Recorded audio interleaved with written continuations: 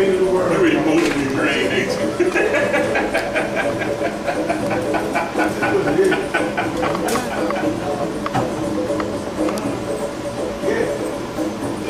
You want to be emotional roller coaster? Yeah, settle down. It's going to be a couple weeks for you, settle down.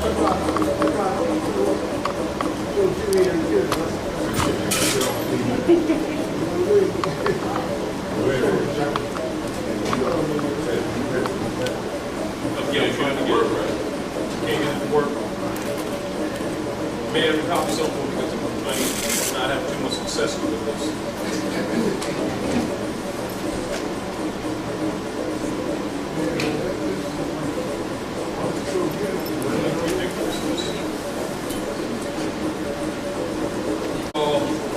I want to bring you some stuff directly off my computer from a couple of old unpublished stuff that we want to go on, but due to the fact I can't get the projector to work right, we'll go ahead and work with something else. So there's always stuff to do. Islam Moors. Magistrates commit tax fraud when they fail to disclose their delegation of authority order. And remember, all this stuff can be and should be asked for in your quo warranto, or even in a discovery, which is related.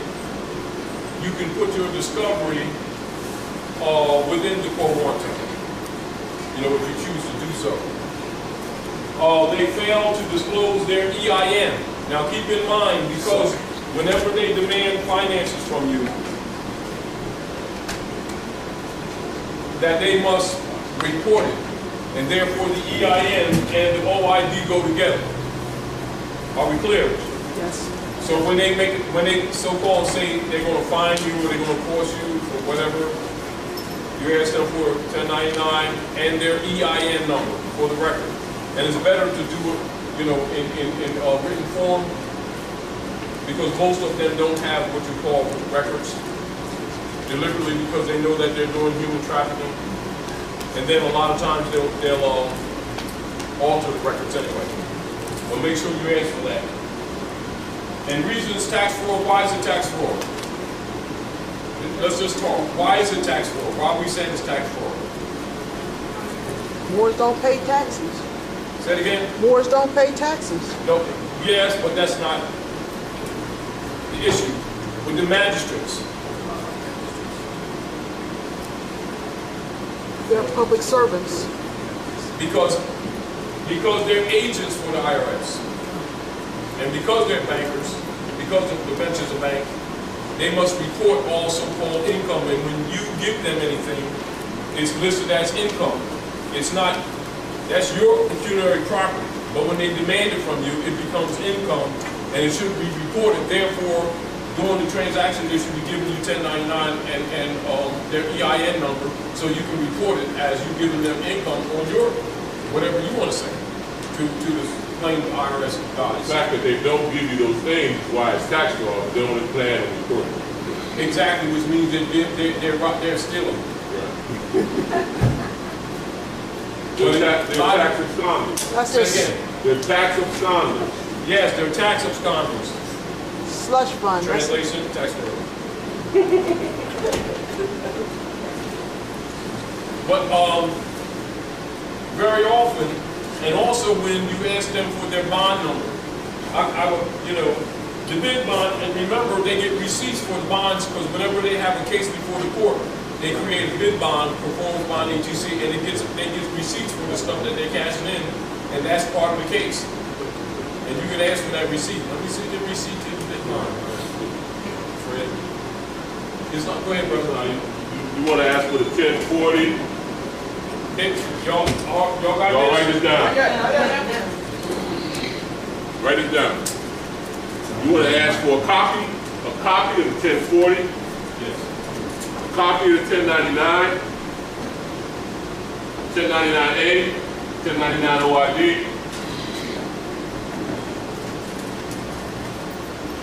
1040B. That's a B. 1040 and a 1040B. A2? A, B, A, 1040A and B, yes. Yes. Victim.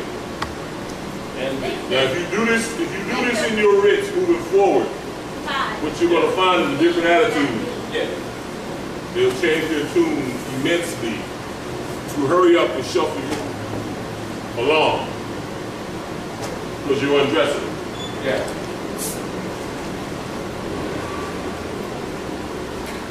And keep in mind,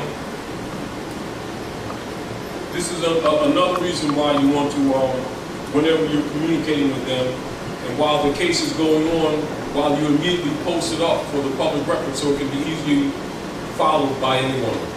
Because they're not going to publish your stuff, so you should publish your own stuff. Right? Any additions? This is for y'all to study, all right? I haven't perfected this. It's for y'all to study. But it's Write all this down down. too. 2330 on 2330. Hold on. I want y'all to study that and look that up. Form 2330. It's a whistleblower form.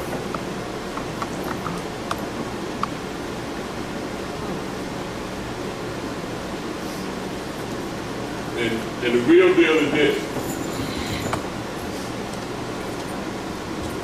If they give you a case number, if they give you a case number, within 72 hours of you having that case number, it has been turned into a security. And it is on the stock market. Within 72 hours, you get issued a case number. That means all the proceeds that come in because of that case number, because they're betting on it, like they're gambling. It's like they're gambling. You're going to pay, you're not going to pay, whatever. They're gambling. All the proceeds that come in on that, they pool them together, not just yours all by itself. They get turned in every night, you bundle them together, put them on the stock market. In 72 hours, it's reaping benefits. Those benefits are going directly into what's called the court investment registry, CRISP account. Court registry investment system. CRISP account. That's why it's called Chris. Court registry investment system, CRIS. Those funds are taxed at 100%. They do not report. That is their slush fund. That's why judges don't care what you say. They just process you because they've got plans on spending that. They see the dollar signs. I look like that. We're gonna move on. You sound like them. So now listen closely, y'all. That is where the majority of the fraud is coming from. Because that fraud goes from the clerk at the window, right on up, all the way through. So that means when that judge, this is what happens. You got a copy with your little docket number on it, your little case number on it. But the judge got a copy with the CUSIP number on it, where they turned it into an instrument. They turned it into a security. The judge looks over on the back of it. If you ever watch them judges, they'll flip the paper over. When they flip the paper over, they look for the CUSIP number. Because the CUSIP numbers have codes in them, and the codes tell them what level pool is going in.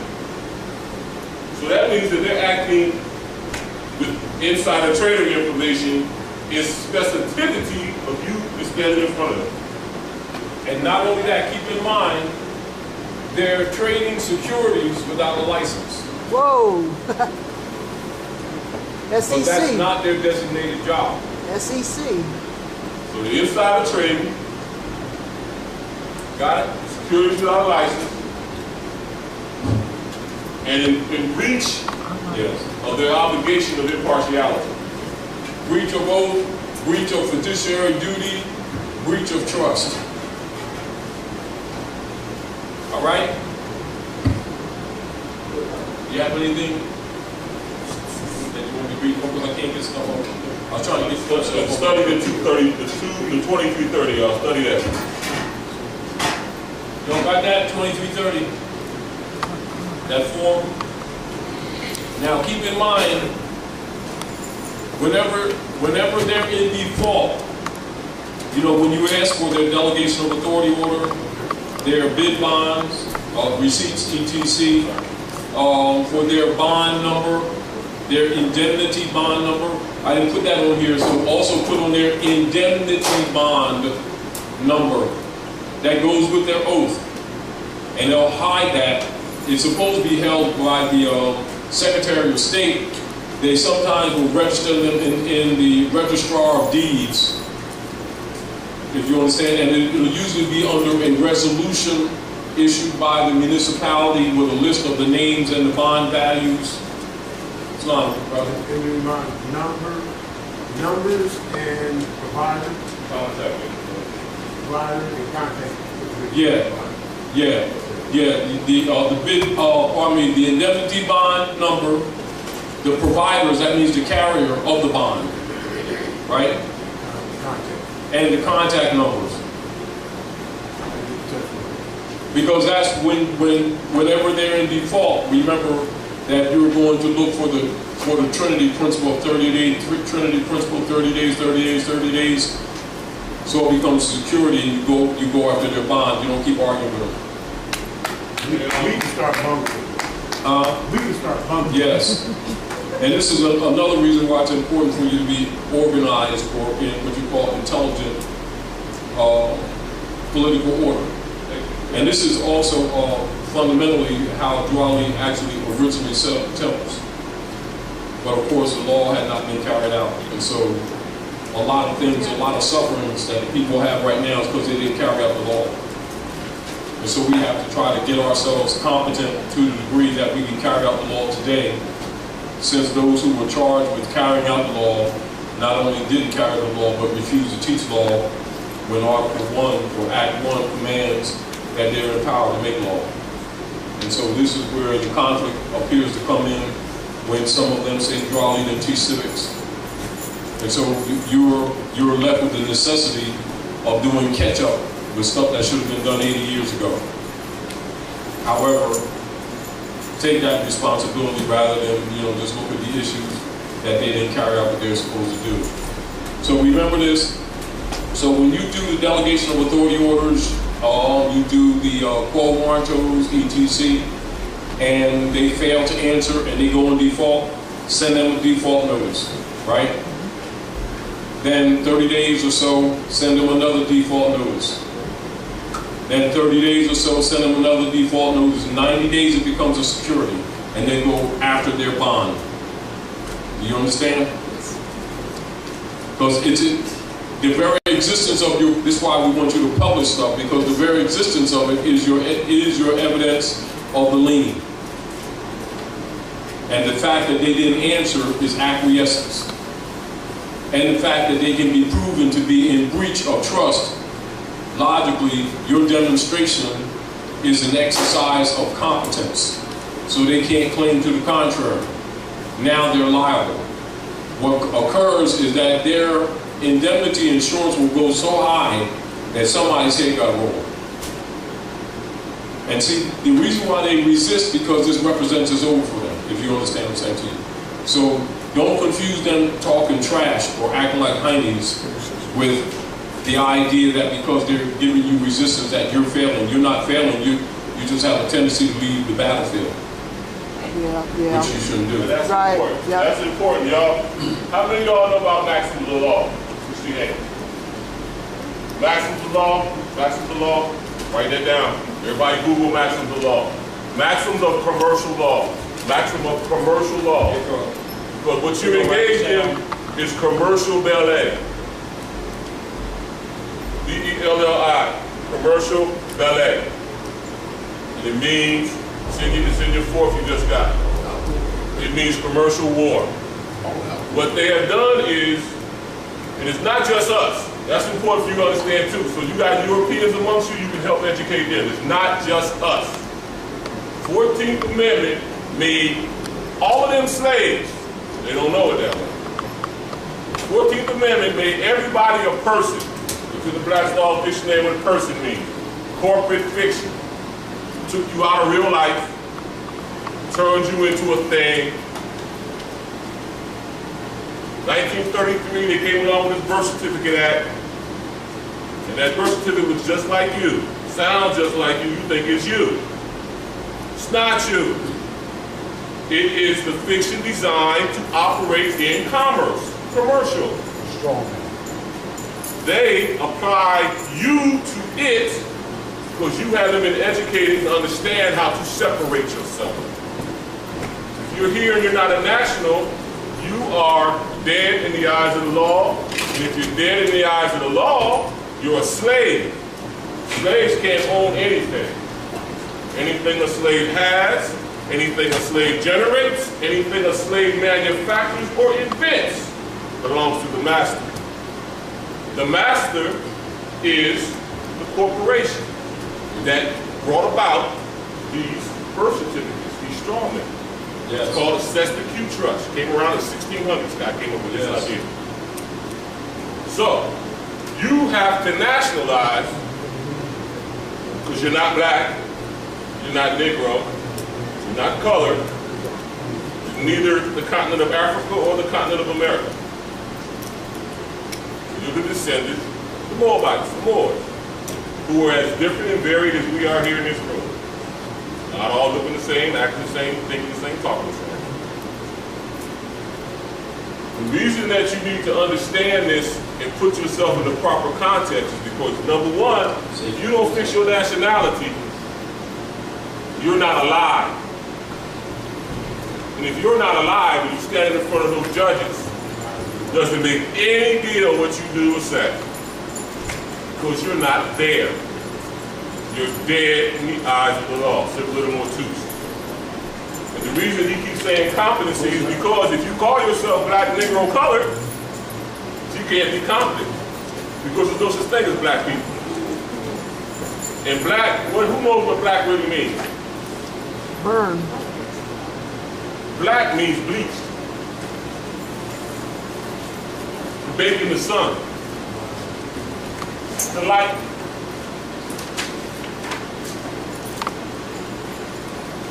Y'all go online, look for this dictionary, pass it around.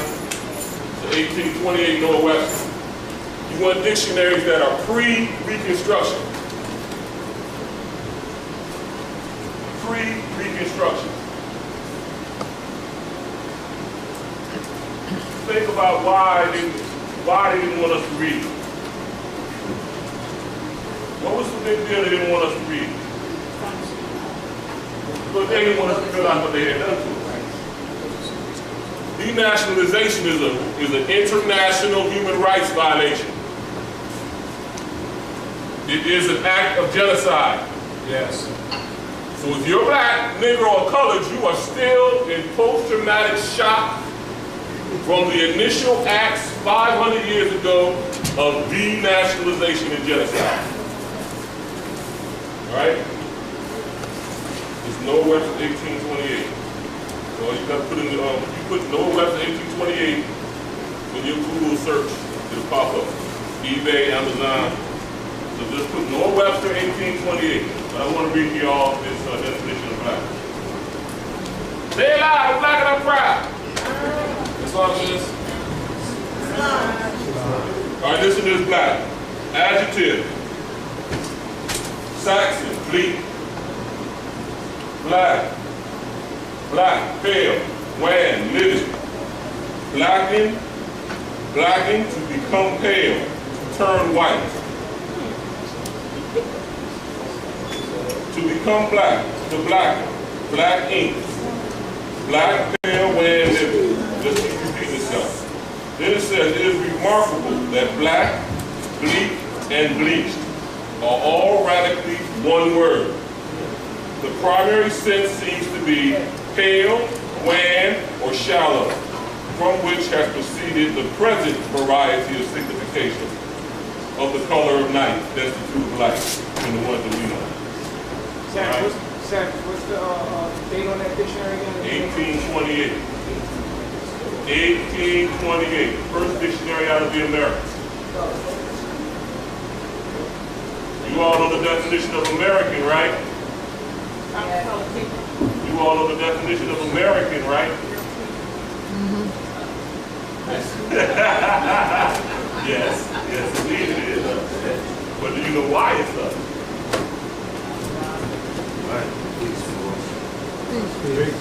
Peace. Peace, family. How's that? How you doing? Oh, man. Taj, how you feeling? All right, y'all check it out. The definition of American.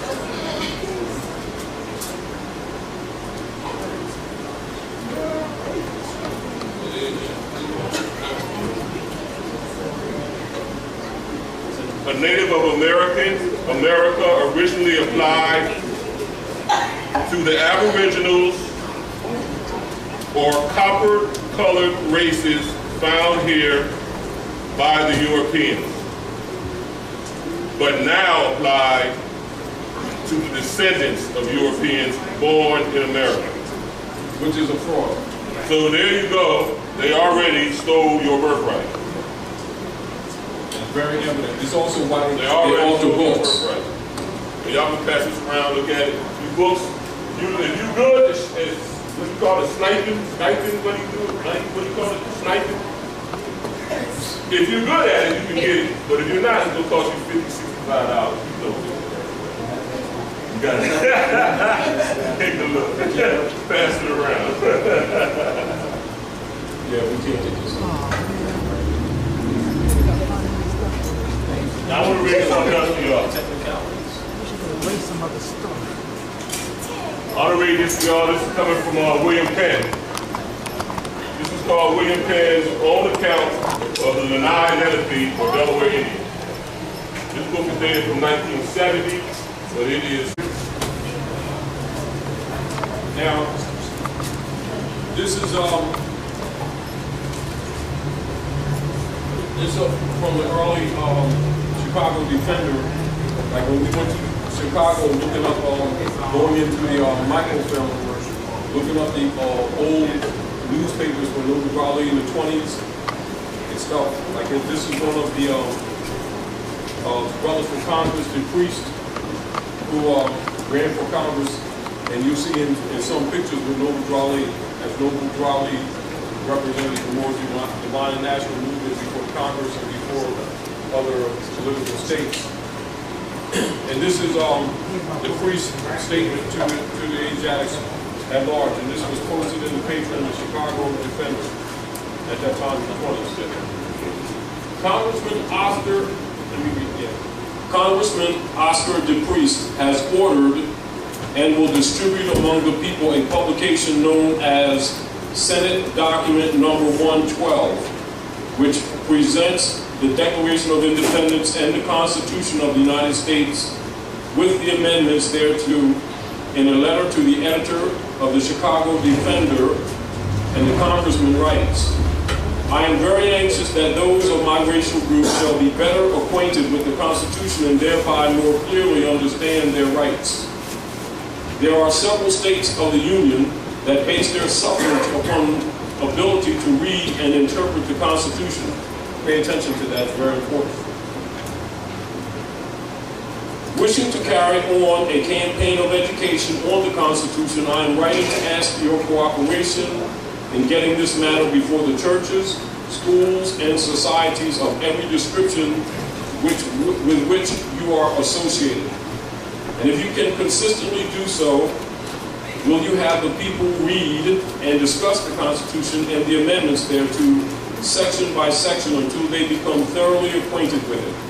As loyal American citizens, we owe allegiance to the laws of our country and should know the contents of this document in order that we may protect our rights accordingly. And when one understands the Constitution, he or she will be in a position to ask his or her congressional candidate for support of every section and every amendment to the Constitution. These candidates who are not willing to do so should not be elected to office. And those who are willing to do so should be earnestly supported and elected. Arthur DePriest. Does that mean should we impeach all those candidates that's in office with this Say it time? again? Should we impeach all those candidates that's in office right now? because they're committing a fraud. Yes, sir. You know, but this is a demonstration of, say, past tense in the 20s, of congressmen opposed to what you're reading now. And so where he commands enforcement of the Constitution, right in harmony with no neutrality, today they do the opposite.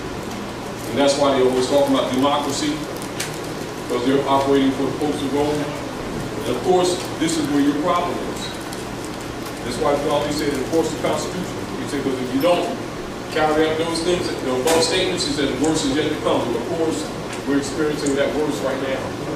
And so that causes us to have to do a lot of things that normally should just simply be our say in society. But we're struggling to defend our families and our compensations from actually organized criminals and thieves that have infiltrated the government. This is where the world's problem is. You know, it ain't racism, it's organized crime in government.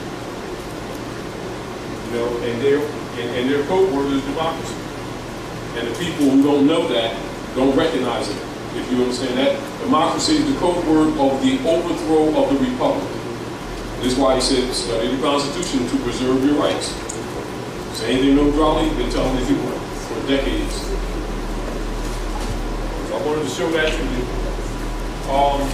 We have a big printer. I mean, anyway, I can use some small stuff like this. Make sure everybody can get this stuff. Again, sorry, this is my shield. Don't get the books. This is not.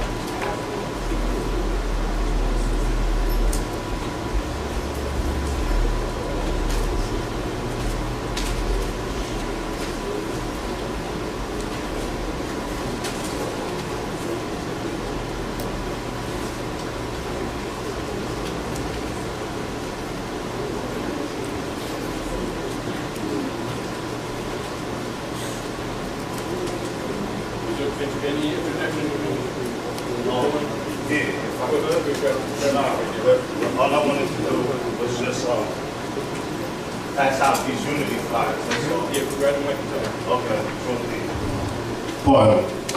It's going to be a unity summit this July in Harlem, New York. So I just wanted to pass out, in Manhattan, North America. So I just wanted to pass out some flyers to everybody.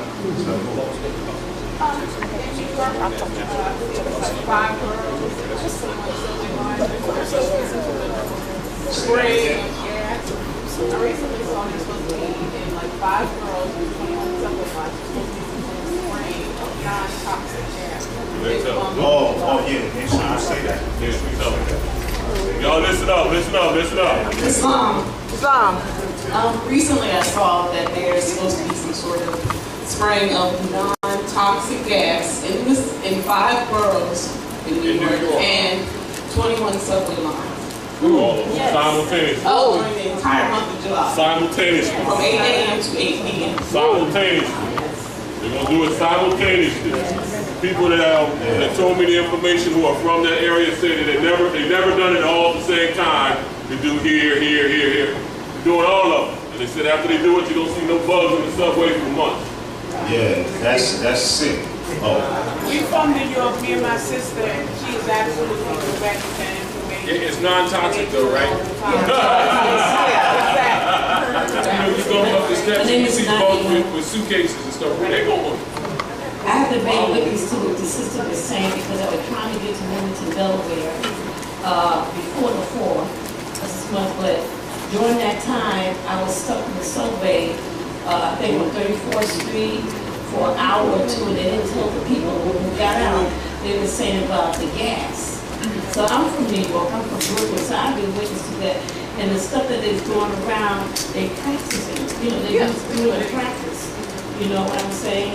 But the conductor and the motorman, they got gas protection, but not by public. So, they're planning for mass extermination. Yeah, it's interesting though, because now it's getting crazy. Like, did anybody hear about those new 3D printers that you could print a gun from? Yeah. So I mean, it's like now you could just basically manifest anything in your living room if you wanted to. So I mean, it's very vital and important to stay on the alert. for those types of, what you call it, psychological/biological operations. And while we're on that, all biological warfare isn't necessarily with those chemicals. Like when they start interjecting different thought waves to change your natural thinking, that's still biological warfare, because your mind is the receiver and transmitter for everything that goes on. Yes. So if they start changing your thoughts, they also changing your biological makeup and integrity. That's an infringement on that. So, and whenever they do something here, they're doing something else over there. So I'm going to pass out some more flyers before Brother Taj goes back in. One of the things that I was planning on doing, we're having difficulty, is picking up my screensaver, but not the background. So I'm going to read some excerpts from the old newspaper, from the Moroccan Star from 202.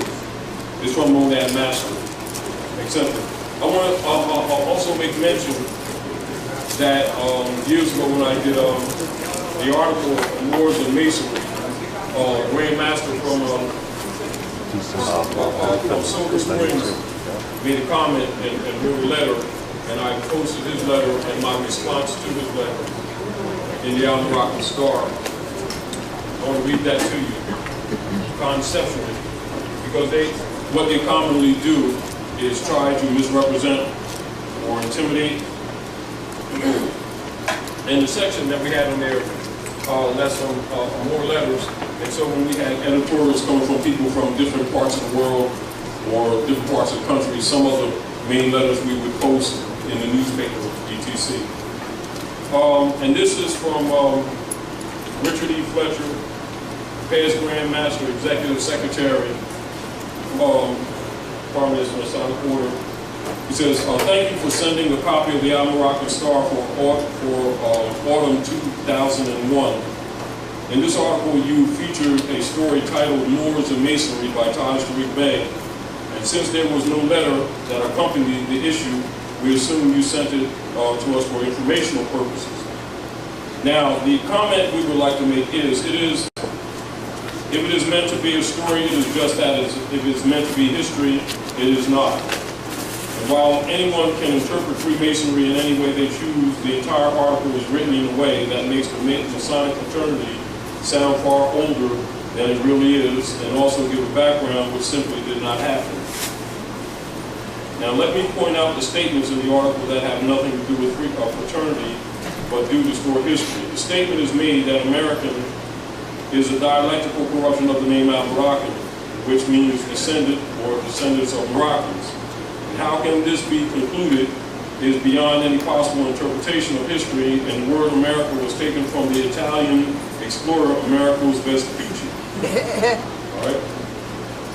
In the section of George Washington, the question is posted, did he chop down the cherry tree? And then, what was the cherry tree? And goes on with the rather convoluted explanation.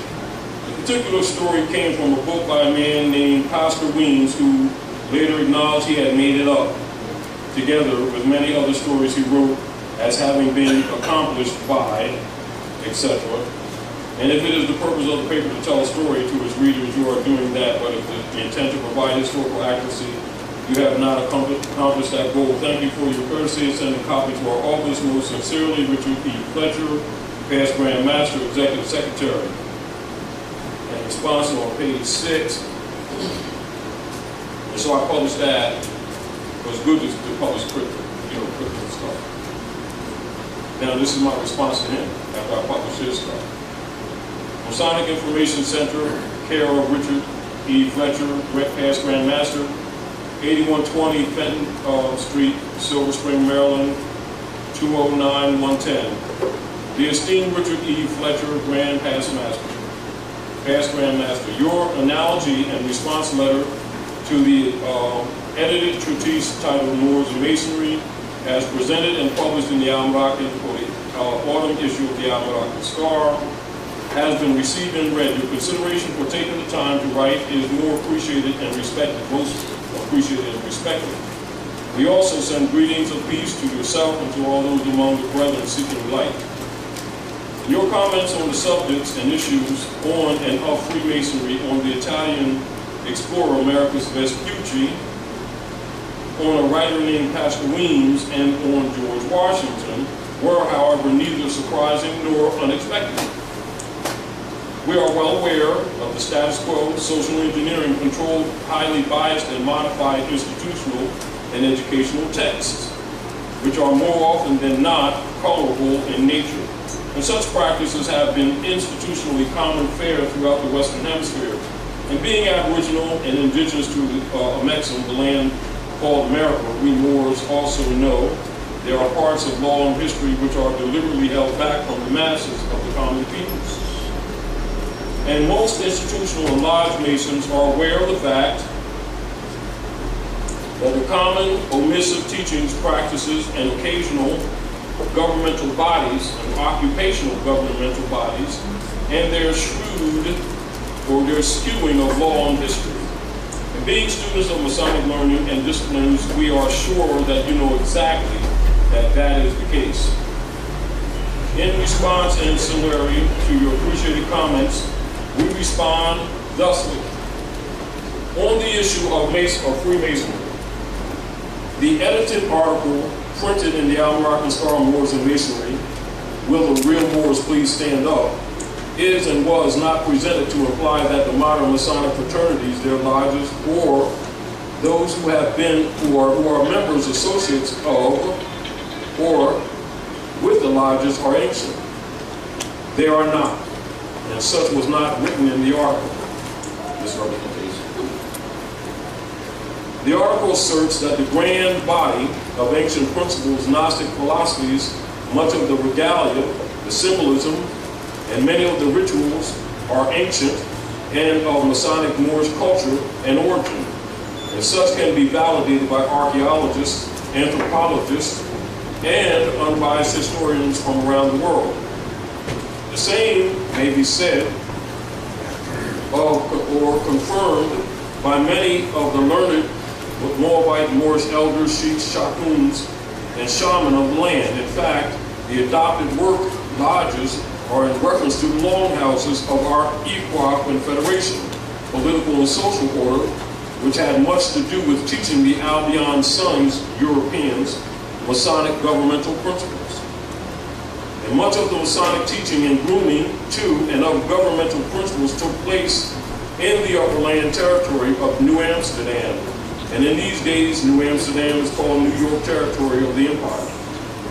On the issue of America as attributed to one you call Americus Vespucci, the name of the Italian explorer referred to as Americus Vespucci is actually Americus Vespucius, an astronomer and navigator born in Florence, Italy, the 9th day of March 1451 AD. He passed his form on the 22nd day of February 1512.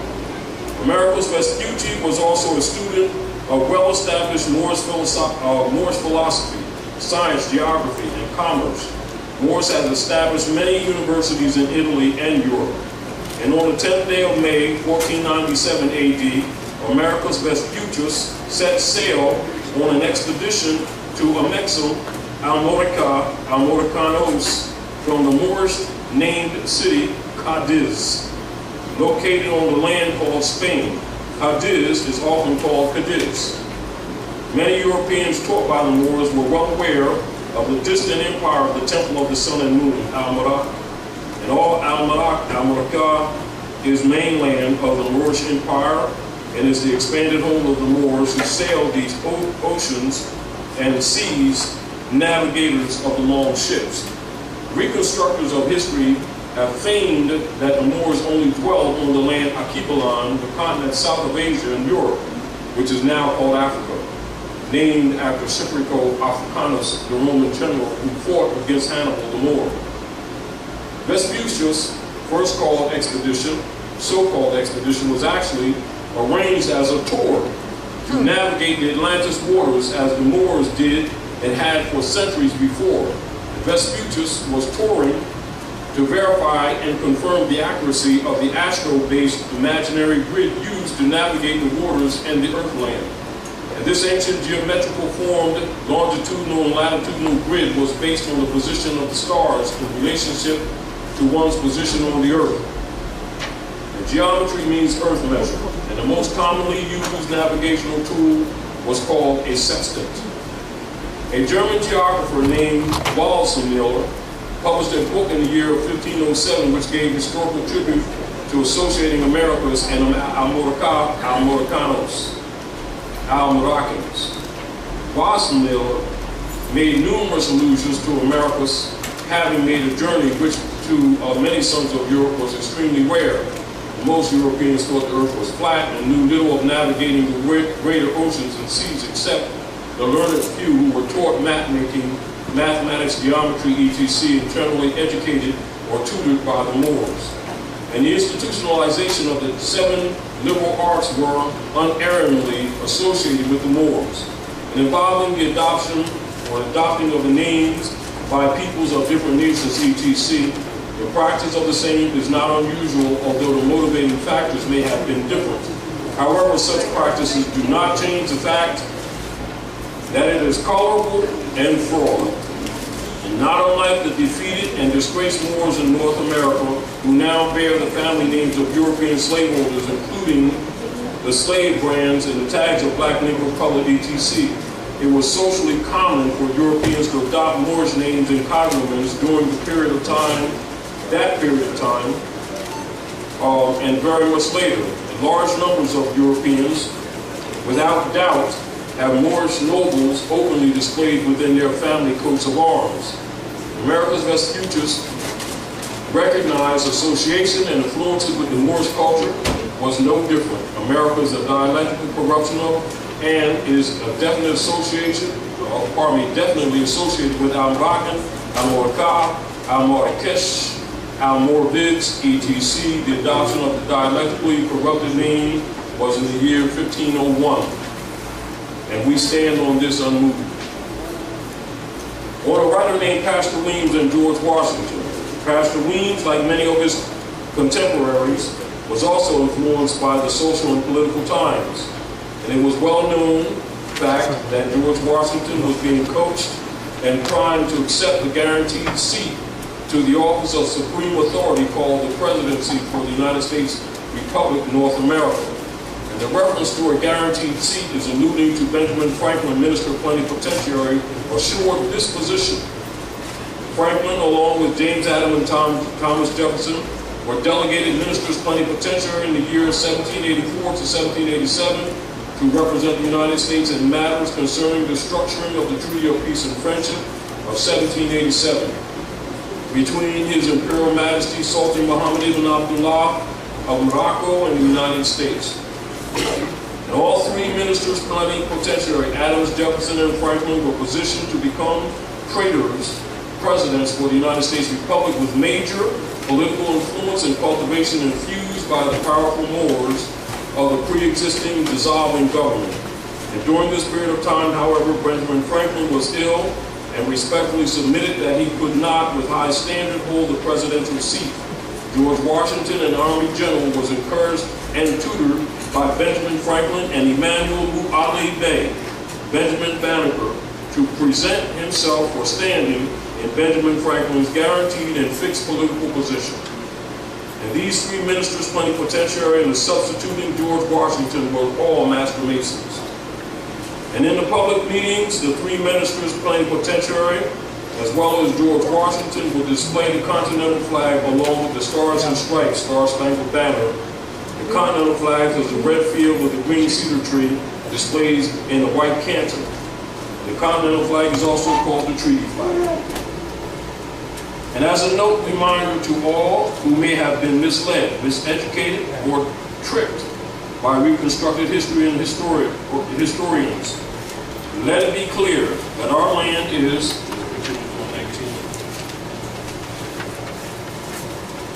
Amexum Al-Rak, America, and the peoples are Moors. And some of the brand appellations or names we have been called are Negroes, Blacks, Indians, West Indians, Latinos, etc. Let it be known with qualification also that India and Indians are in and on the continent, which is also called Asia. India and Indian are modern names attributed to Hindustan and Hindustani. The Moors also dwell in Hindustan. However, they are, and we are, not Indians, and there is no such truth to the European coined terms American Indians and African Americans, etc. We Moors are ancient dwellers to and of the land, America, and also to Asia and Africa. In the year 1781, the United States Republic received this charter.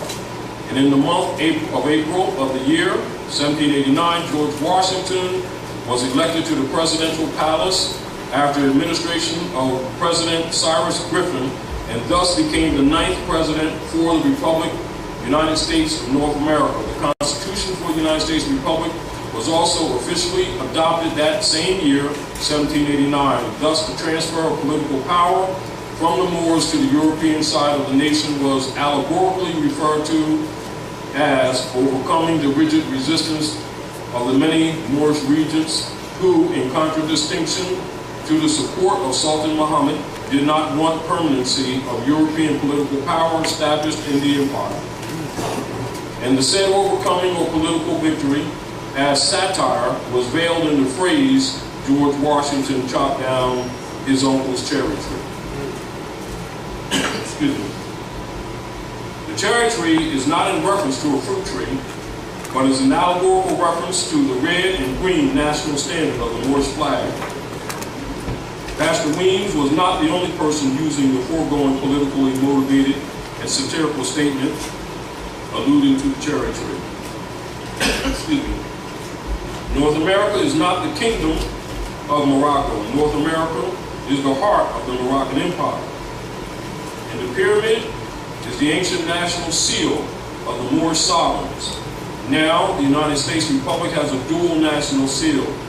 That is why the pyramid side of the seal is held in such high regard by those who know the secrets and truth about the land called America and the fallen Moors. Logically, due to the slavery eluding practice of stealing the birthrights of defeated Moors, the European-controlled school systems, including other respected institutions, were not and are not going to openly reveal the truth of law and history, which brought about the political union we know today as the United States Republic of North America.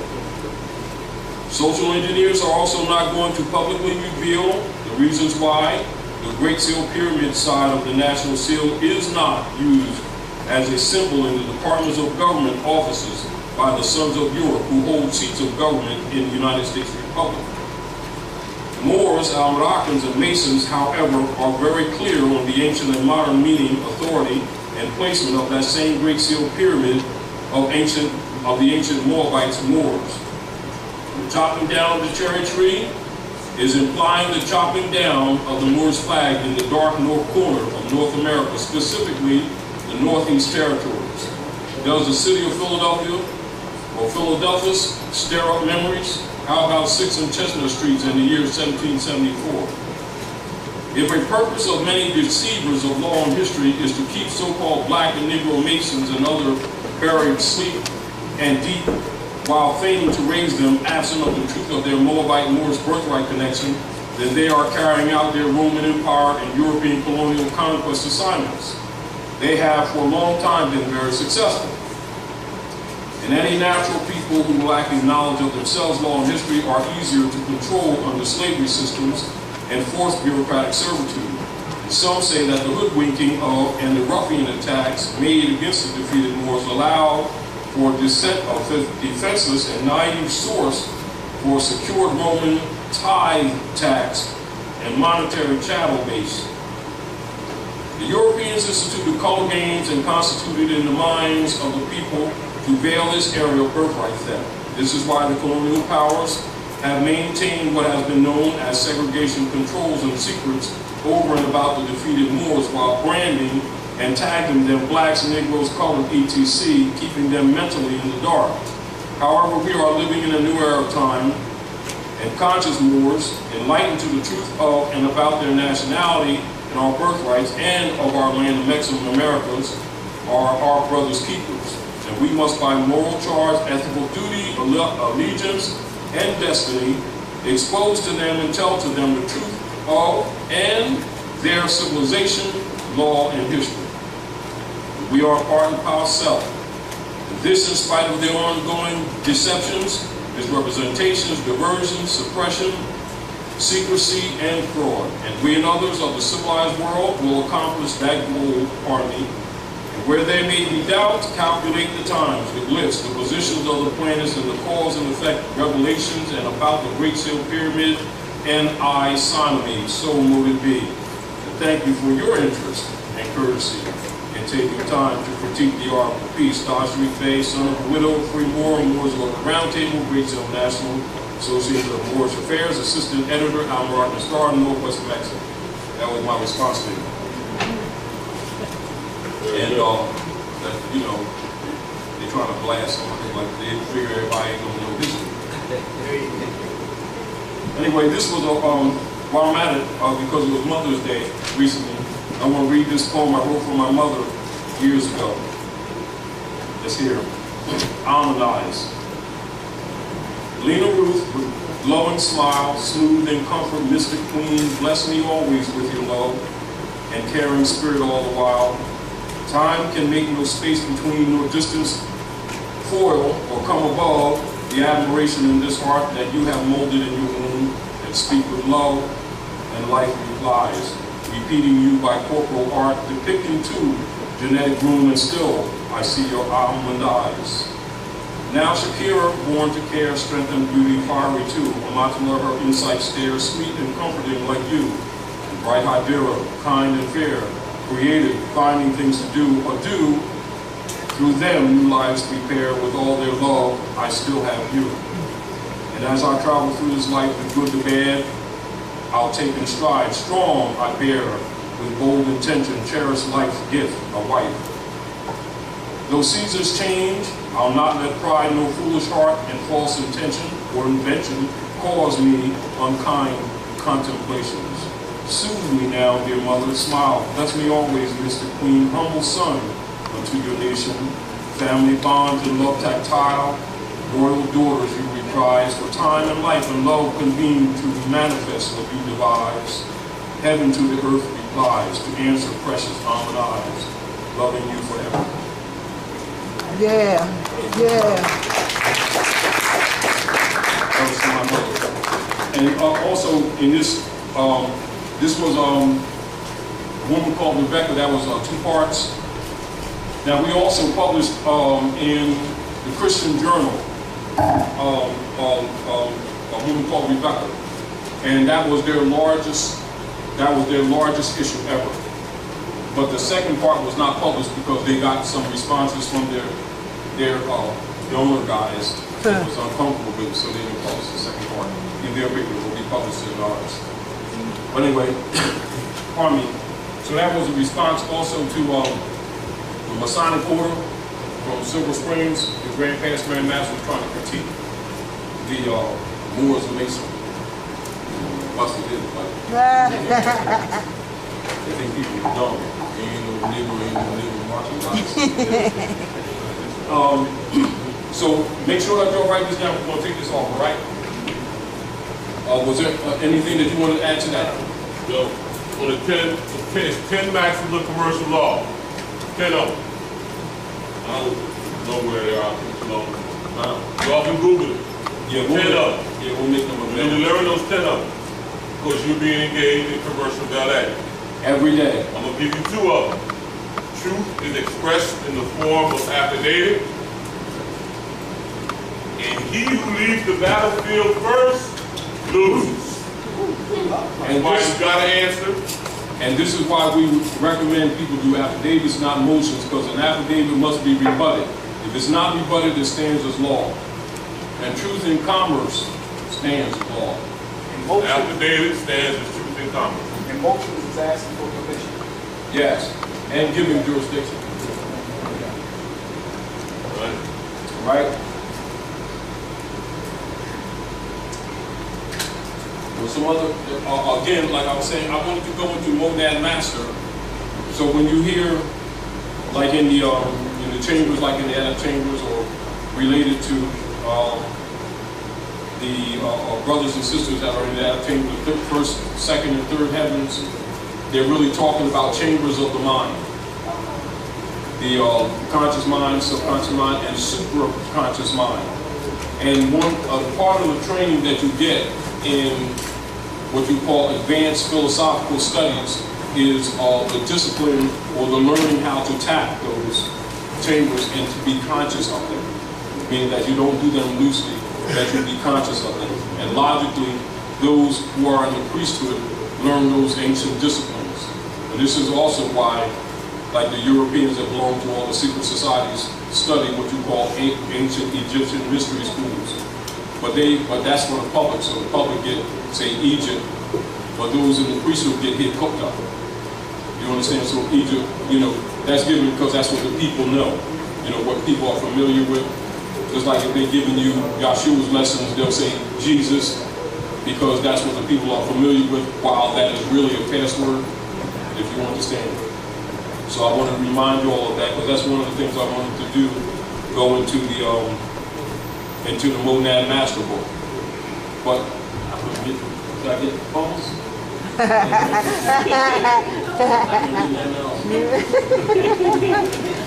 So my mom put the bubbles up there as my screensaver, so I guess she wanted me to look at the bubbles. But so also keep in mind too, as we mentioned to you before, spirituality is the art of breathing. And real religious studies, real religious philosophy all over the world. Understand this is not unique in particular areas. Across the world with all the priesthood is yoga. Your advanced yoga lessons. Yoga, yeah. Yoga means yoke, or the binding, all right? And so when you hear different terms, you know, in any type of religious form where they talk about the binding, or Allah and man are one, God and man are one, that type of thing, or being one with Christ, all that means is yoke. The yoke, the binding, all right? Now also, as a snippet of information, in order for you to study yourselves, you must know the self. And also, so you'll be taught about the carnal self, the aggregate forms of the aggregate body, what you call the material body, and those are concentrated in your lower three chakras. Although you still have what you call, you know, your soul bodies, etc. When you go the chart of 7. And so you'll learn those things too. And keep in mind, it's important for you to understand that, to understand the Kabbalistic nature of the Bible, and the Kabbalistic nature of the Quran, and the Awaspi, and the Septuaginta, Pentateuch, any book that you get. And logically, if you're not aware of that, you would have a tendency to take every personality that's spoken of within the books as natural beings, when many of those personalities that you think are people are actually expressions of the activation of the chakras, or the ascension. You understand? Yes. And this is why, on another level, you're referred to collectively as the body of Christ, because it's actually you yourself. All right, so on an advanced level, Jesus is you. And Jesus thus means justice, or means the capacity for you to understand, to purify yourself, and to have the capacity to activate those chambers. And as you do, and much of it has to do with sincerity and compassion, things like that, that naturally activate them. Those are what you call humane qualities. And when they're sincere, your chakras activate no different than you pouring water on a plant and the seed germinates and makes leaves. It's not some mystery system. It's really the workings of nature. You know, and so one of the other problems that we have is because the priesthood will not tell it like that, because they're always trying to make people pay for them or take care of them.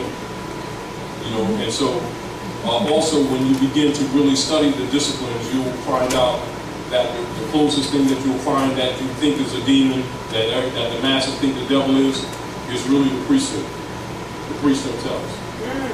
You know, and this is another reason why it's difficult to bring truth to the masses, because they're spooked. You know, and they're caught up in the mystery level, not knowing that the priesthood behind the pit is really the deceiver. And they have the truth themselves, but they won't reveal the truth. This is why when you see the patterns, different patterns or stories that you see, like in the Bible or the Quran, etc., where the priesthood always attacks the prophets, runs them out and murders them, then blames the devil. It's because the truth blows the game of the priesthood, who's really the problem, and hasn't been charged. So I want to throw that at you so that you can have confidence when you go into the Bible or the Tanakh or the Pentateuch and read them most properly. Also, as we mentioned to you before, one of the reasons why they removed Beth, or it's called Bayat, which is the second glyph, house of bread or house of God, which is the second letter of the Kabbalistic Aleph Bet. The reason they removed that in the Elohim principle, in the dispensation of the spiritual oriented information in the books, is so that the priest of Rome could rule, so that the bishopric could rule. So you got to keep that in mind while you see the bishopric is only males. That's by design. So again, when you're looking at any of the literatures from any of the orders, etc., always put that back into your mind so that you can go into those books properly. And when you go into those books properly, you know, then you can receive the real messages from the books and actually become free and thereby become priests unto yourselves, which is also part of the mission that Lord Raleigh came for. Islam, good brother. Islam. Today I been bumping into a lot of our Christian brothers and sisters, and one person met me. I don't know whether I was. I must have been the great white Jesus himself, but she started crying and like she got the Holy Ghost. She started crying and everything like she got the Holy Ghost. I asked her one simple question. I said, where is the King of God? She said, in heaven. I said, where is heaven? She said, up there. Who taught you that? So I was in a Barato, a rainbow situation. Yeah. You know what I mean? And she said, my pastor. I said, look, give me the name and number to your church. Give me the address. I want to come visit. So I gave her a homework assignment. I said, go in the Bible and tell me what Jesus said in the Bible red letter. I want to hear what Paul said. Where is the king? You know, and I've been bumping into a lot of our family members who, like you said, the priests have just basically ripped them off. And they literally believe that it's in the Bible. Literally. You know, so that's one of the things, the first questions I ask a lot of our Christian brothers and sisters before anything, to see if they're on the level. If they answer within, okay, then we go to the next step. Okay, I can work with you. Yeah. You know what I'm saying? And that's one of the catechisms that I ask them to see if they kind of sort of there. And this is for anybody from any alleged religion, whether Muslim, Christians, or Jews. You're supposed to know them all and then test them by their own claim. You know, this is again why, like Raleigh had the prophets on your nationality card, Ali, Jesus, Muhammad, Buddha, and Confucius. And so all of the major philosophies or the proper instructional philosophies behind all of them are brought together, just like in Prophet Muhammad's days. So even with that, being on the nationality card, and as we talked before, as you recognize, you don't even have to go into anything deep. All you have to do is deal with what people have before them, and then let them see that they don't know what they have. By not giving them something new, challenge them to answer to what their claim is. But then you must be the scholar in their claim. And this is actually part of the instructions of Raleigh. And of course that makes people uncomfortable because people are used to being in clubs, you know, like you over there, me over here. When real scholars and real priests know all of them, it's a requirement. You know, it's not an option, it's a requirement for them to carry that PhD. And this is another reason why once you begin to, if you can get the people to study, this is why they'll find out that the priesthood is the problem. when they find out that they knew this stuff all the time and been playing people and living off of them and watching the destruction in the communities and pretending that the devil's doing it, and they, in collusion with the popes of Rome, i.e. Pontius Pilate and the priesthood, in partnership pretending that Jesus is the problem. And that's really what the story is. So Jesus takes the hit, the devil gets blamed, the priesthood look innocent, and then tell the people it's a separation of church and state, and they're really partners, and the problem. Come on, break it down. So when you look at your nationality card, and this is even back to our conversation that we was having earlier, for sharing everybody, because me and Grant, we talk very often, because he's sort of like an ambassador, and he travels, the area and in different parts of the country, and also, and he communicates with everybody and anybody. And one of the things that we were talking about, so that you'll understand where we're coming from, is I was making mention to him certain aspects about concerns with the Moorish movement that are in the nature of the schisms that a lot of people recognize or that they run into, so it doesn't confuse them, and for them to understand that many people that have nationality and nationality cards don't even know what they have, but yet they will often come out and be judgmental, just like people do in different religious orders, of other people who don't think like them when it's an improper perspective. And all you have to do is test them on what their own claim is, and you see that most of them are incompetent. So you ask them, give me, Confucius philosophy. Give me the philosophy behind Confucianism, because all fundamentals are basic truths. Is the Buddha a one person, or is the Buddha a title for many? Different things like that. And so all these things are right on the nationality card, and you'll find that 99% of brothers and sisters in the temples that have been going there for 20 and 30 years couldn't even begin to answer that, but yet they're going to tell people about the prophet and movement. And it's really horrible, because the truth of the matter is they were given the highest lessons for the purpose of dispensing them to their brothers and sisters to bring them out of darkness into light. Instead, they played reverse church and went into darkness themselves. And it's true, and it's unfortunate, but because what occurs is when people, get some of the information, they recognize there's something unique about it. Yeah. But their concepts are usually formed or misformed by those who are mispresenting the information. This is also where the detrimental perspectives come from, with the sellout grand sheiks who have not taught the adolescents to the common people. And so they stay on the degree that the information was presented to them, and they think that that's what it is, and that's not really all it is. It's just presenting to people information where they are in concept, and then raising them to the degree of what the information is actually a part of. That was held back from them by the Muslims of India, Africa, and Europe, etc. And which he says in front of the Quran. These lessons have been held back.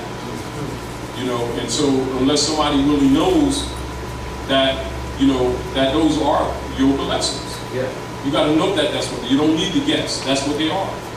And so logically, if somebody has that knowledge and doesn't share it with their brothers and sisters and watch them bouncing around in a circle for years and years, believing stuff that they don't have a foundation on, they're logically going to fill the void.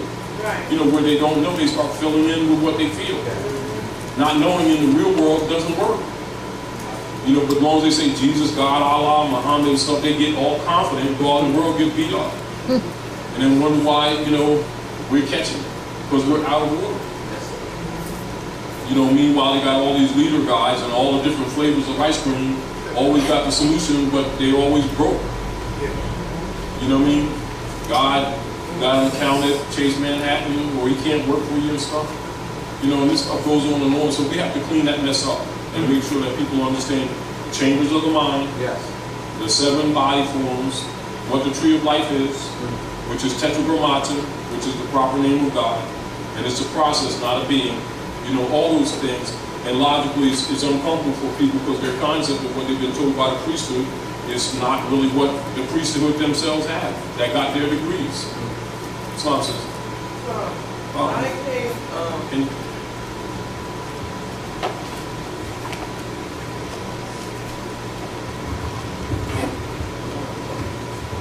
Start singing now.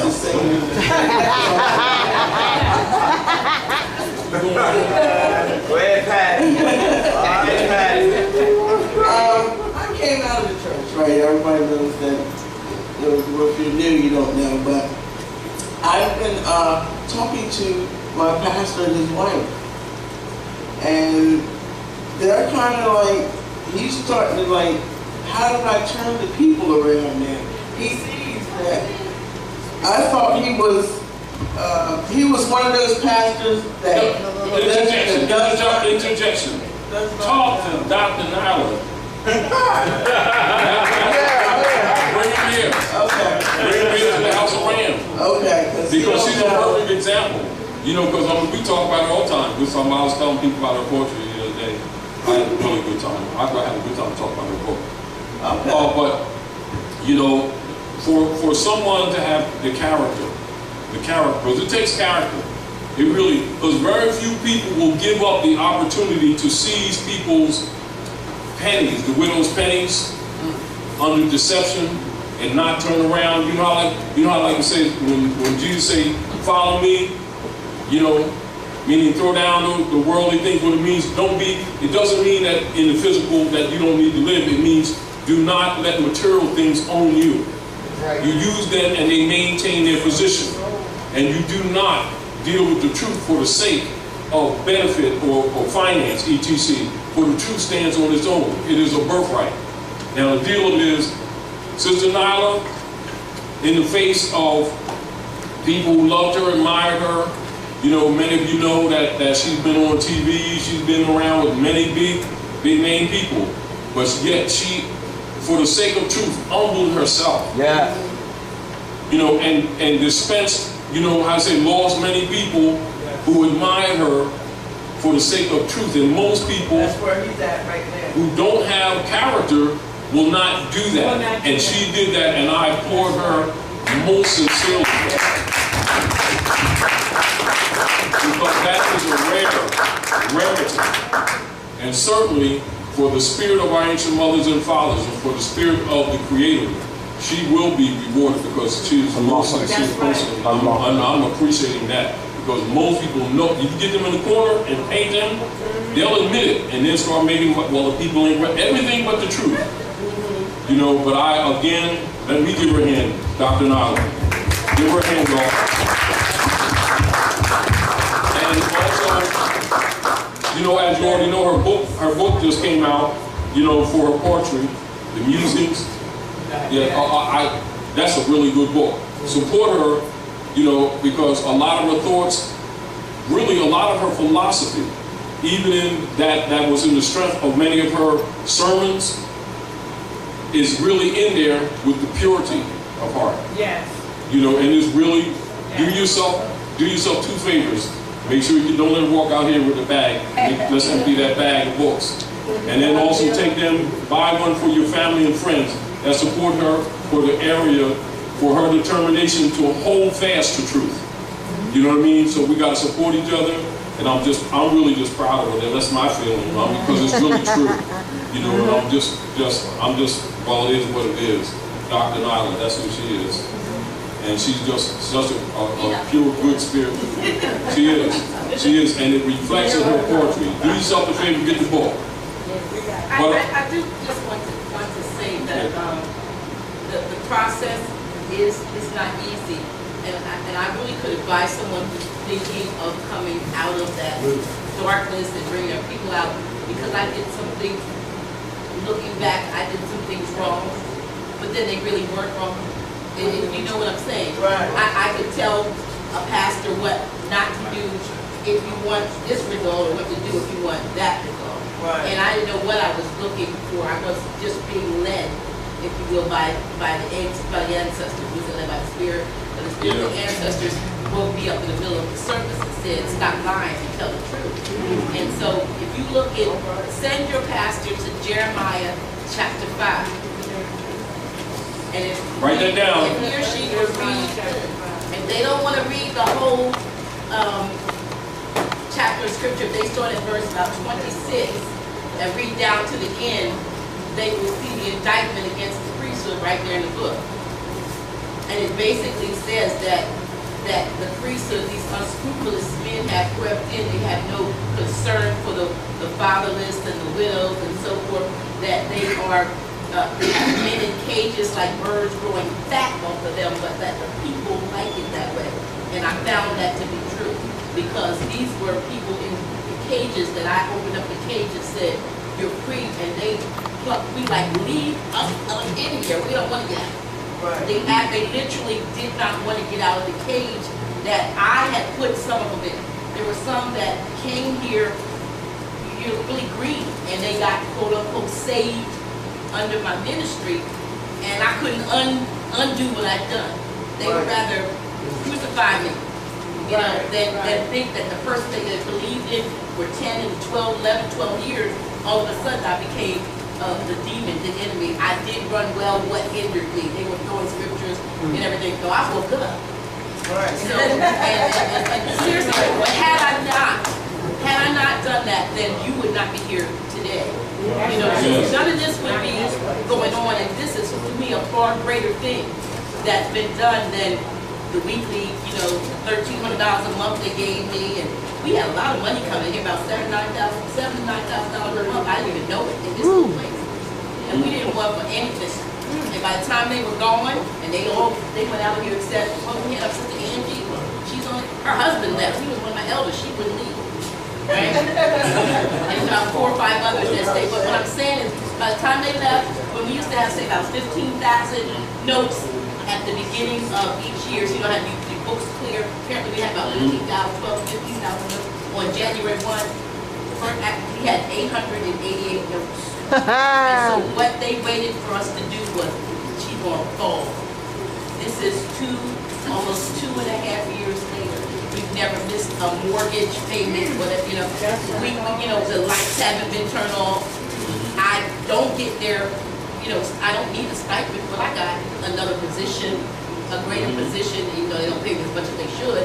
But what I'm saying is, when you're doing the right thing, the universe, the ancestors, everyone converges together, and then people started to come, and they would say that the energy is drawing us here. And that's what has happened in the house of prayer. We just stood our ground, and the people, it's like, if you build it, they will come. So your pastor has got to step out on that faith they claim that they have, or he has, and believe that if he is being led to speak truth, that the truth is going to uphold him. Stand on the truth that they claim. Right. Because it could never be for the money, the fiat. It could never be for that. It is for the truth, and the truth will withhold you. And I'm a living testimony to that. Yes, which is also why it's called the narrow path. Right. We teach that the narrow path is everybody outside of Christianity. But I've come to find out this one is the narrow path. Yeah. But everything they do is a lie. So you just flip it, then you really know that, you know, you're the ones walking on, and we're walking on narrow paths. The true seekers, the ones that are trailblazers.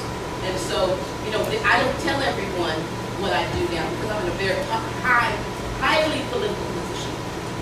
But if you come to me and you engage me, I'm not going to lie anymore.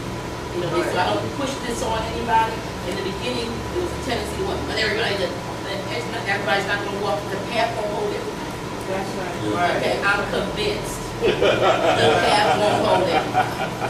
Yeah. And plus, one of the things that they talk about in secret societies that I've discovered over the years and talking to different people, that the reason why, because the masses don't know they're prepared for food and destruction. You know, and so when the reductions are made to balance the economies of the earth, they will start wars or pestilence, etc. And everyone that's not in honor will be the first targets. You know, so where they think that the ignorance is bliss is actually a death sentence. And Islam, Brother Taj, they always have to keep a state of conflict and fear going on. Yes. There's always got to be. And so now that we have the internet, you know, we have television, but now with the internet and all the other modes of communication, it's all about fear. And even some of the things that we thought were, these quote-unquote good things, like, the consciousness level is going to raise and what's going to happen is shift in 2012. Even those things I'm suspect. Yes. Because all of these things are to get the people distracted. Yeah, encouragement without substance. Right, it's a lot of distraction. And if you look at the TV and the movies, you'll find that, like I wrote in the poem, life's fairy tale, every fairy tale and everything that every generation has to be indoctrinated in the same deception. Yes. And so it's coming back. Everything's coming back. Everybody. Just accordingly. And so they'll put out different things of, like one of the things that they how they communicate with each other, like what you call in the open band, is like through like things like the Matrix, Wizard of Oz, Black Knight, Robin Hood, True Romance, and they'll tell a lot of truths in this groups, and they'll test where the people are, and then make adjustments, social engineering adjustments accordingly, how the people respond to it. What about that movie that we had come out? I'm not sure if it's called Django. Can't hear you. Django, same thing. Because because even with Django, what they did, they didn't do it like totally blatantly, but by inference to let you know that all the Ajax weren't slaves, without showing you the Congress.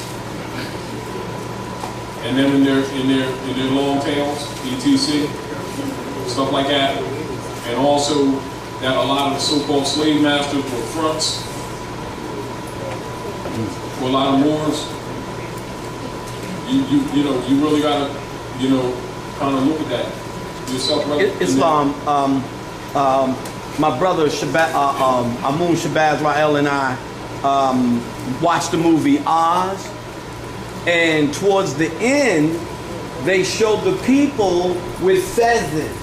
However, the fezzes had decoration. It was colorable. Yeah. It had some decoration around the fez. Yeah. But there was this. For those that have eyes can see, in the movie Oz towards the end. Yeah, they showed the feathers. Yeah. They showed the feathers, and there was a whole lot of symbology in that movie, and for the, you know, you just have to look into, and that definitely that is a powerful movie to take a look at. Yes, once you understand real history, you know yourself, sister, and then yourself. Wasn't the one with the monkeys? The monkeys is the Negro. See the monkeys. Yeah, but the monkeys are Negro de Arebo. Yes. And this is the species that was used for the experiments for the hybriding when the Earth split. That's in Patagonia. And this is why you, like when you saw, when Hitler nationalized Germany, and you see some Europeans saying, we're going back home to Argentina. Mm-hmm. Argentina is Patagonia. That's where the actual technology, the application of the technology took place near the Pyramid of the Sun in Mexico. But the actual breeding, for the most part, took place in Patagonia. And Patagonia is now called Argentina. This is why when them Europeans were put on them ships, they came to the Falkland Islands, which you see right now are under dispute with Argentina and Britain right now. And they went to Britain, they went to Cuba, England, and they would not let them off those ships. Then they start committing suicide and talking that they're going to tell these people here who the real Jew is. Then they started that war in Palestine and made up that artificial nation called Israel in 1948. Well, yeah. All of that it still involves us, but our people don't know because they don't know their history, they don't know themselves.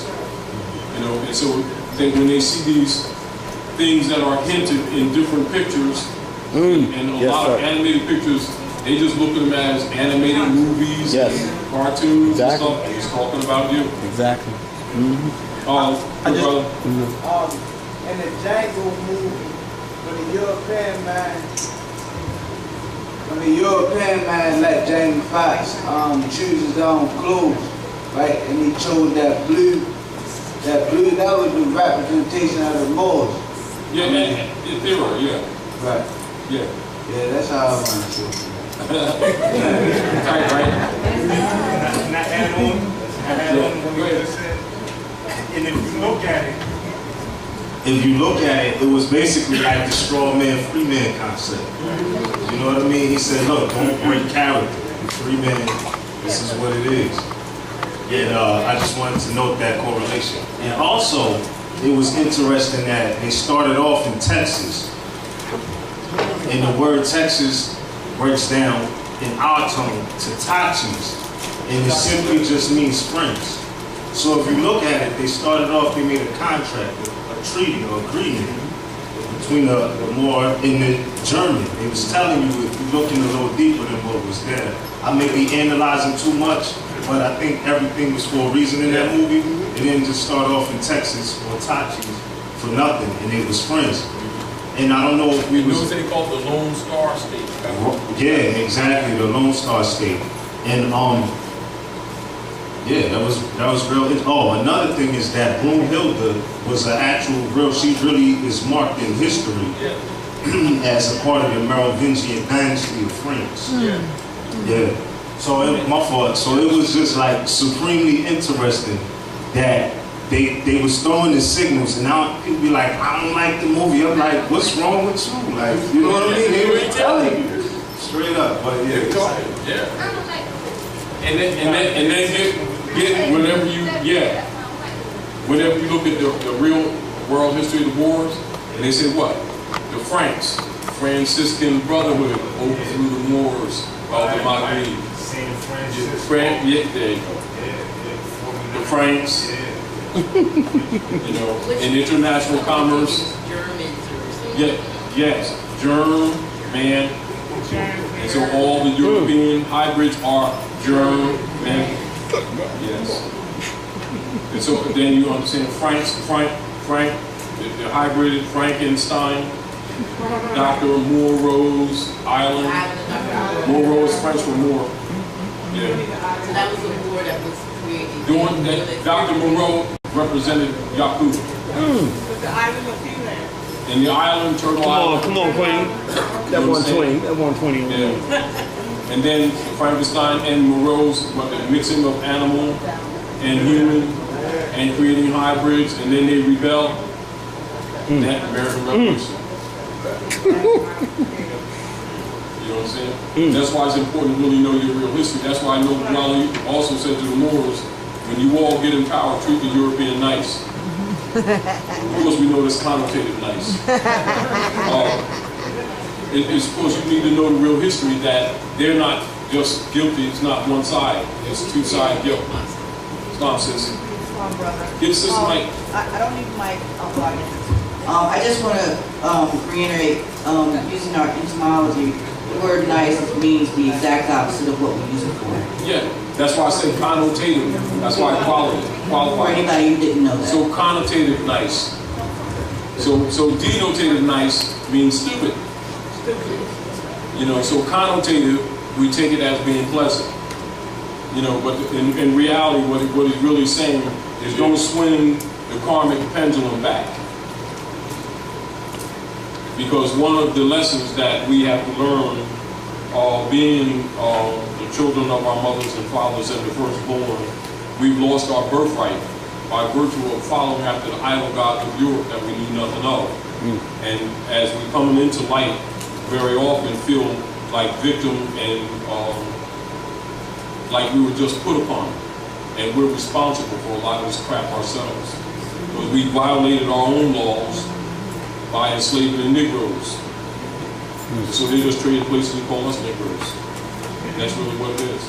And this is why when you etymologically do the research, you'll find that black people, it really means pale, the pale people. Because it really comes from Negro Yatera or Paleolithic man, which is the caveman. And Paleolith, trace it into German, the paleo is the black, or the blank, which is really what the brother was reading from the dictionary. That's why they don't want you to have the old dictionaries, because they flip things and we sit around talking about black man, talking about us. We just now talking about the Paleolith. We ain't even cavemen. So that also indicates that we're incompetent. Yes. And that's why they don't worry about us, because they know we can't read. You know, I mean, we get all self-righteous too. I know, I'm like.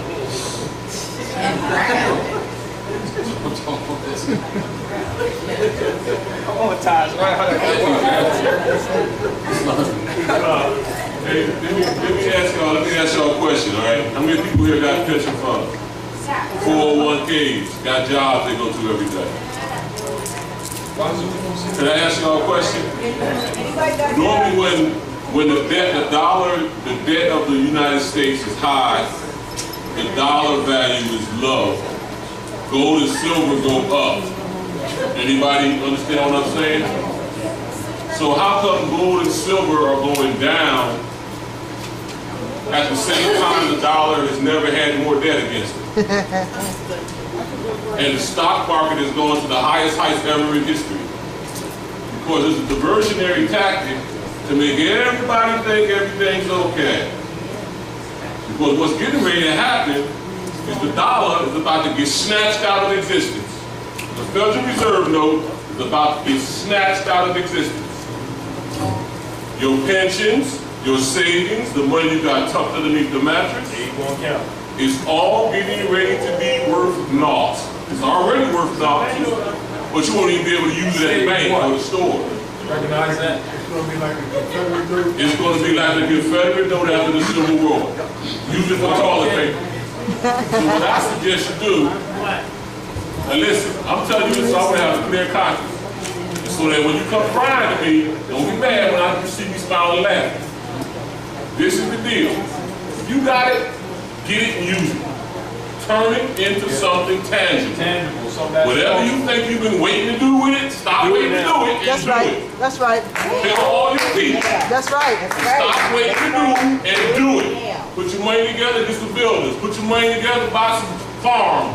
Do something with it that's real. Because it's not real. It's not real to begin with. You all know that, right? Yeah. It's called a Federal Reserve note. They took the promise off of it. And reserve, that means it's put aside. Note means debt. It's nothing. And if you think about the fact that gold and silver have been going down for almost 2.5, 3 weeks now, Yes. and the dollar is going up, and the debt is higher than it's ever been. The financial logic of that is not real. It's because it's all self-generated, self-controlled by the powers that be. They do with it whatever they want. And they want everybody to get relaxed and happy and start spending and doing and pulling their money out and saving and putting it in the stock market and all that old nice stuff. Because it's getting ready to fall. All right? That's why they want to get the guns, because middle class. And exactly why they want to get the gun. Ain't into rules and noodles. Because the Europeans are going to lose their minds in mass numbers, and they know they're coming straight for those government buildings, and that's why they were buying all that ammo. They have bought more ammo in the last 2 years than they've had in 25. In history. All right, so wake up. As a matter of fact, they be saying at the gun shows they can't get ammo. Can't get ammo. They can't keep up with the demand. That's for real. But my good brother. Taj, this is going to be off the right there a little bit. No, it's not. You were reading out of the article or that newspaper. Yeah, in reference Right, in reference to Hannibal, and you said he was a Moor? Yeah. No. Just follow me for a second. Yeah, go ahead. Okay, so I guess they diluted it, because that's the first time I ever heard that Hannibal was a Moor. Are you? No. So can you elaborate, because what they say about our brother, Let's what they say about him, yeah. and maybe they was distorting it, because I know how they do stuff. They put it in reversal, as our sister just spoke. They put everything in reverse. All right. In reference to Hannibal. Even today, in military, right, Hannibal's tactics are used in military studies and strategies today. Now remember, like in secret societies, they'll give you, say, the king of Tyre or Tyre, and then they'll talk about his daughter, Queen Dodo. Remember, like when you see in the Quran, when it says when the Moors, we went into Asia. Yes. If you understand. Yes. Now remember the land that we call Asia. Yes. What you call Africa, Africa today was still Asia, like Asia Minor. Not just on the west side, Asia Minor. Now, what is called in world history in the war records, because they changed names in order to confuse people. So when you hear Saracen, Carthaginians, you're talking Moors. You understand? So when you're talking Queen Dodo, you're talking Carthage. Wow. If you understand, that would be the northern coast of Africa, which today is called Morocco, Libya, Tunisia. That's Carthage. And Hannibal and Hasdrubal, his brother, were warring with the Romans. And so now you're going into the period of world history which is called also the Punic Wars. Going back to the beginning. So Punici, Punici actually means Phoenicians. You see? So you gotta really understand history and language to understand how they hide history. And so if you don't know that's you, logically you keep thinking them over there. It's like people today when you teach them about their Moorish bloodline. Oh, those Moors, I know some Moors over there that make peanut butter sandwiches on Tuesdays and stuff like that. Like they're not Moors. It's like a Chinese don't think these yellow guys come on, well, the Chinese, I'm going to the Chinese store over there. They're looking like this. Come on, brother, you're Chinese, you're not a yellow guy. And it's sort of like the difficulty of getting our people to get away from the crayon brands they think is real, So Queen Dodo is actually the queen of what is called Carthage. And Carthage is that north and west area which comprises today Algeria, Morocco, Tunis, Egypt, that you call capital dominion of the Moroccan Empire, chapter 47. Yes. And so this is why in secret societies they will even tell stories about the king of Tyre. Yes. So when you think king of Tyre, you think his daughter, Dodo, then thus Morocco. You got to understand that. See? So that's why it's important for you to have a knowledge of world history. You got to look at world history. You cannot study African history without studying world history. Yeah. And you must learn the delineation of different names, some which are geographical and some which are of natural persons, but done strategically to hide. And so you'll see you come from, say, the Punic Wars on up to the Christian Crusades. You deal with, say, Sophia. They keep changing it back and forth, that big temple. And also when you say Turkey, being part, say, Africa and Asia, the land on both sides, Constantine, you understand? Yes. Where Prophet Muhammad took off the head of Constantine, there's both allegorical and otherwise. And so, unless you know European history and world history, you cannot know your own history. Right. And so, so when you say Carthaginian, people think, oh, well, Hannibal and Hasdrubal was Carthaginians. Sure, they was Moors. And we have sister cities. We also have Carthage in Southwest Africa, in South America. You understand? Because everything we laid out astrologically, after the great super devere, or the dividing of the land between Ham and Cush, the mother, or what you call the father, left the house and came to the west. And those of us who crossed the river are called the Ibri, or what you call Hebrew. It is a doing not of different people, you see? So the Hammatites are actually the Hebrew.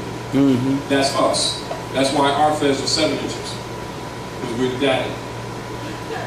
Do you understand? Islam. And the 7 is with the cycle of the universe. That's why you got the four cycles here, 4, and each one has 3. Your 4 and your 3 in the circle, circle 7 of the universe is the womb of woman. And she crowned us. And so it came from the Moabite into the Moorish nation when it went patriarchal. But this is her crown. She gave it to us. Islam. You understand what I'm saying? And this is also why the proper one is red, and then you have different colors for the different degrees. This is the law here. Allah. You understand? By active use. You understand? And so then that's representing both the minister, the counsel, lawgiver, philosopher, PhD too. You understand? And if you wear it, you're supposed to be able to dispense that. If you understand. Now, the white one would be, or blue and green would be given by the sisters in ritual to her sons who are worthy of it, who have done extraordinary things in society. Other than that, you wouldn't see them wearing that. But again, like I said, Hannibal's more. And so is you. Get used to the sandwiches. It's not your brother. Islam. In Baltimore, there's several groups that protest down at the courthouse various times and blah, blah, blah, blah, blah, and different things that's happening. However, in the corner, there's a picture, an oil painting picture on the corner of the courthouse. And it is a picture of Scipio Africanus. And so you would, I walk by it and whoa, hold up, wait a minute. And I look, and so there hasn't been any protest from the, any Negro groups at all. But there'll be protests on other things, maybe meaningful to them, but really it doesn't matter. But a picture, a big oil paint picture of Scipio Africanus on the corner of the courthouse. Yes. And there has been no outcry, no nothing. Because they don't know. Right. Absolutely. And I'm going to do a video. I'm going to do a video in front of the picture. And make sure I get everybody a copy. That's symbolic, yeah. And one more thing relating to the ammo. Last Wednesday, Tuesday, I went to a gun shop called the Cop Shop. And I wanted to get me some ammo, and I need to re-up. And the guy told me there's no more ammunition. He told me, and I told my brother Amun Shabazz Rahel, that you want any type of ammunition, you have to go to Fort Meade. There's a gun range by Fort Meade. Well, Fort Meade is NSA. So I said, well, why is there any ammo? He said, we just don't have any ammo. He got, emotional by me asking, but that's what's happening right now. And so one of the things that from what, you and Brother Savage said, this is where it's at. It's on. Well, it's actually what you see in the implementation of King Alfred Plan and Rex 84. And as a matter of fact, a lot of the ammo that they're buying in government are hollow point. Hollow points. And armor piercing. And armor piercing, yes. Hollow point and armor piercing. Good brother Mike. You got all kinds of lead plates on grills. Only ammo that I get, because I just went to a gun show about 2 weeks ago, because I had a postal grill for my pistol. And it was very slim, the ammo they had. Yeah, it had a close price for it. So, the people that I deal with, we make our own ammo. Lead plates. They get lead from the stores where they have tires. And you melt the lead down and make your bullets. And then you have the price. You gotta get the primers. And they even well. And the gunpowder, that's like, he buried a lot of it. So this is all hot and buried. But they even made that so you can't get the gunpowder. And still make your own. Just like we did back in the day with the fall, when we shot the black powder. Again, as you all know, the reason you see all this taking place is because they know it's over. And whereas, again, like we said, when it comes to us, like we could do the oodles and noodles type thing. See where the brother eating that spaghetti back there, you can tell like that's serious. We'll be eating noodles and noodles like that. Europeans, they be going, something's really wrong. They start, their eyes start spinning and stuff. Start jumping out of windows and killing the parakeets. They do strange stuff. I'm watching recently. I just try to watch a lot of documentaries, a lot of broadcasting with this new thing they just said about the IRS with the Secretary of State was wanting to do something with them because they frauded a whole lot of corporations. Corporations. So some stuff get ready to hit the fan. No, it's hit the fan. They got bounty tissues wiping stuff as fast as they can. They just can't.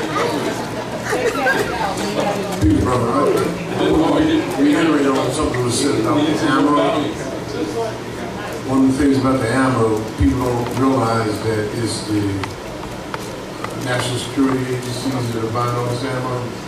This is ammo that is illegal in international law to use at war. This is an in-house party these boys are preparing for. Hollow point round is illegal to use. Vietnam, Afghanistan, anywhere there's war going on. That is internationally illegal to use that.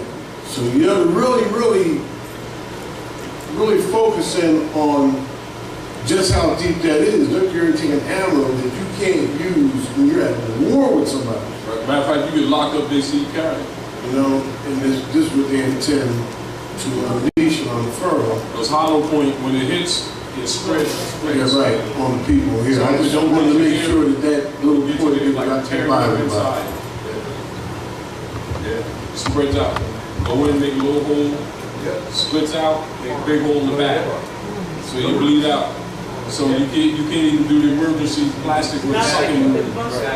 You know what I mean? Like, you know how you take emergency plastic with a sucking wound or something like that, it don't make no difference. So you already know, when middle class start protesting, this is back to the issue.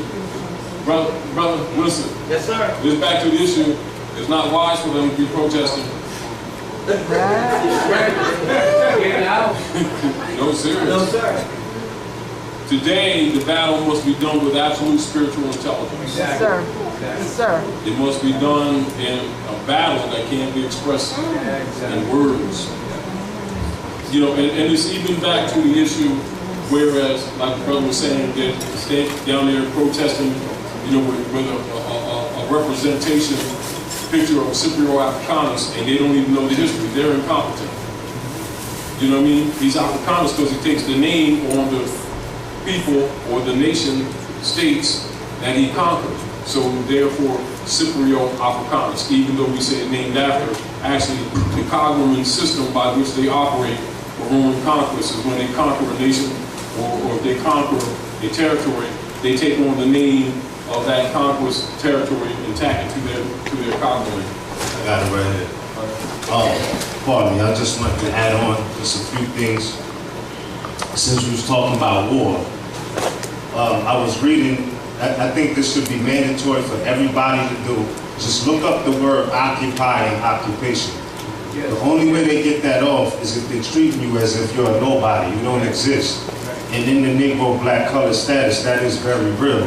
That means they have a right to claim something that's abandoned, and Taj goes over It's called abandoned ship. Right, but in reality, like under military law, everything, if somebody claims the estate, they cannot occupy it at that point if they are the actual possessors of that specific estate. This is the reason why they pissed off at Obama for signing the rights of indigenous people.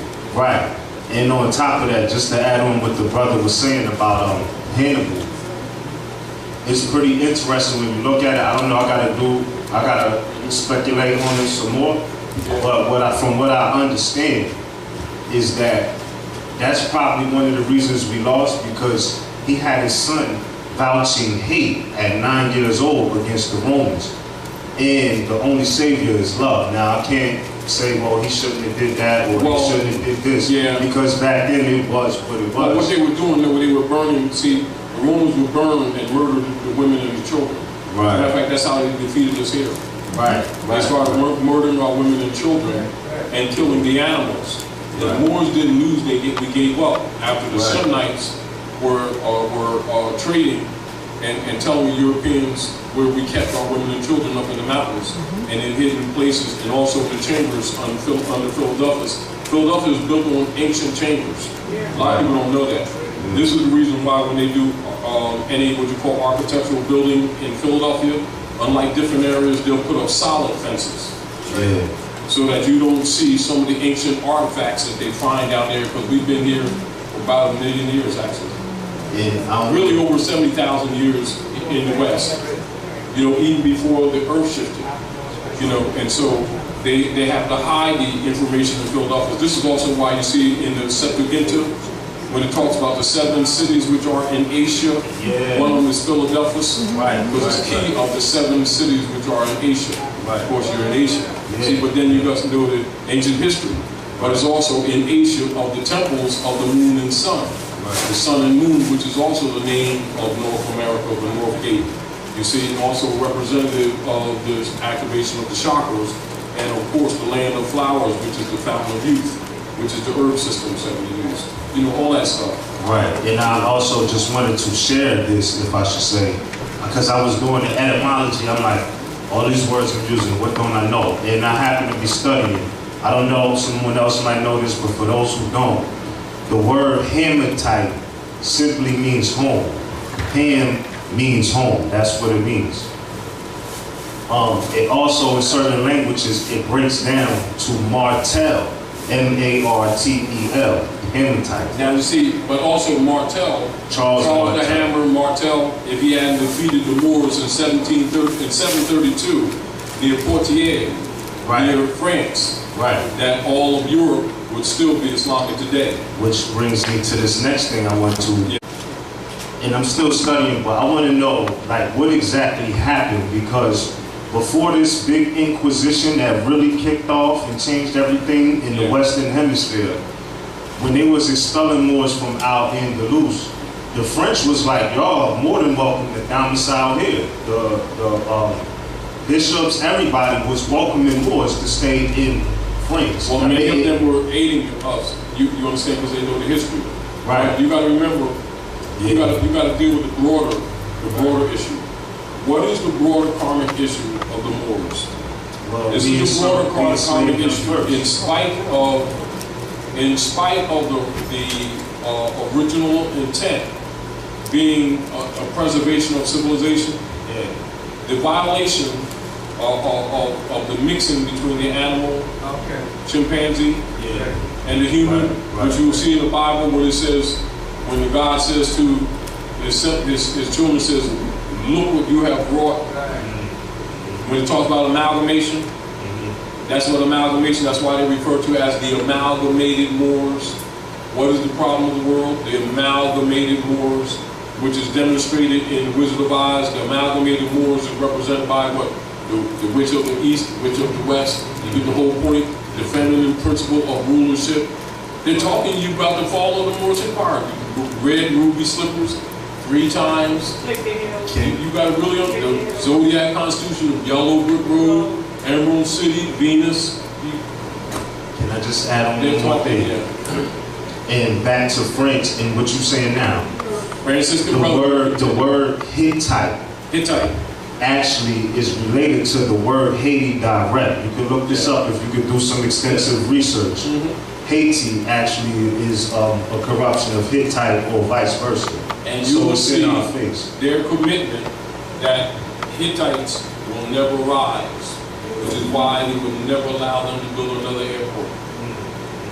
And with all the billions of notes that came from around the world in support of Haiti, when the earthquake took place, the Europeans here squandered all, and they went there and got those children and were stealing their organs in the name of helping them.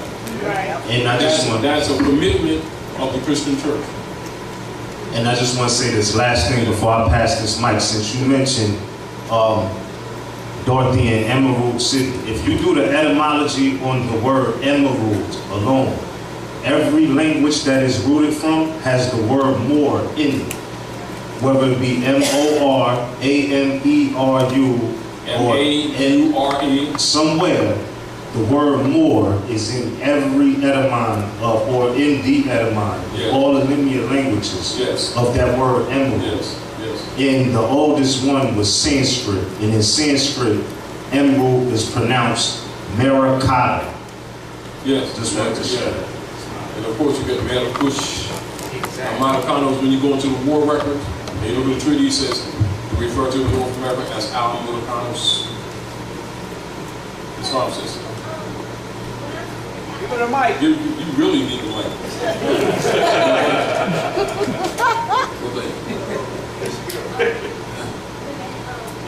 Turn it on. It'd be a good idea. All right. Okay. When the Haiti earthquake happened or whatever, I couldn't understand why the Dominican Republic wouldn't allow the Haitians to come over, and they have been fighting. Some of them did. Yeah, but the majority didn't. Yeah. And I wanted to know why. If you The politics.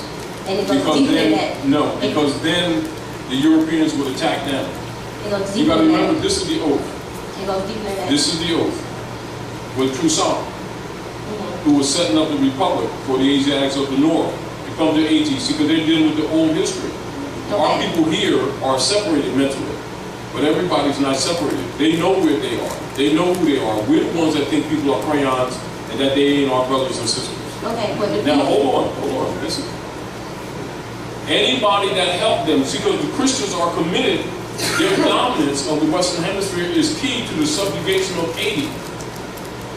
That's a strategic key.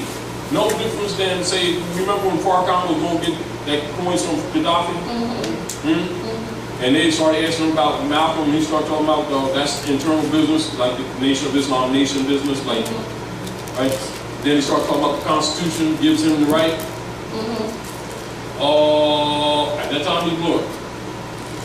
Now, and so when he was coming back, if he came back to New York, they would have seized him. But he came back to Louisiana territory through Empress Ghost-in-Eel Bay with the national alcohol. Okay, so did you make me turn this mic on for now? Listen what I'm saying to you. What they will do, if you help somebody that they're against, they will turn the attack on you. This is why Dominica was resisting. Okay. Mainly, even though there were other past issues, that's the major issue. Okay. Clear. My point was this. When I found out the reason why they didn't like each other way prior to that is because Haitians don't respect the Dominicans because they amalgamated with the Europeans. The amalgamation. That was my point. That was my point. I know that was my point. You could have said it on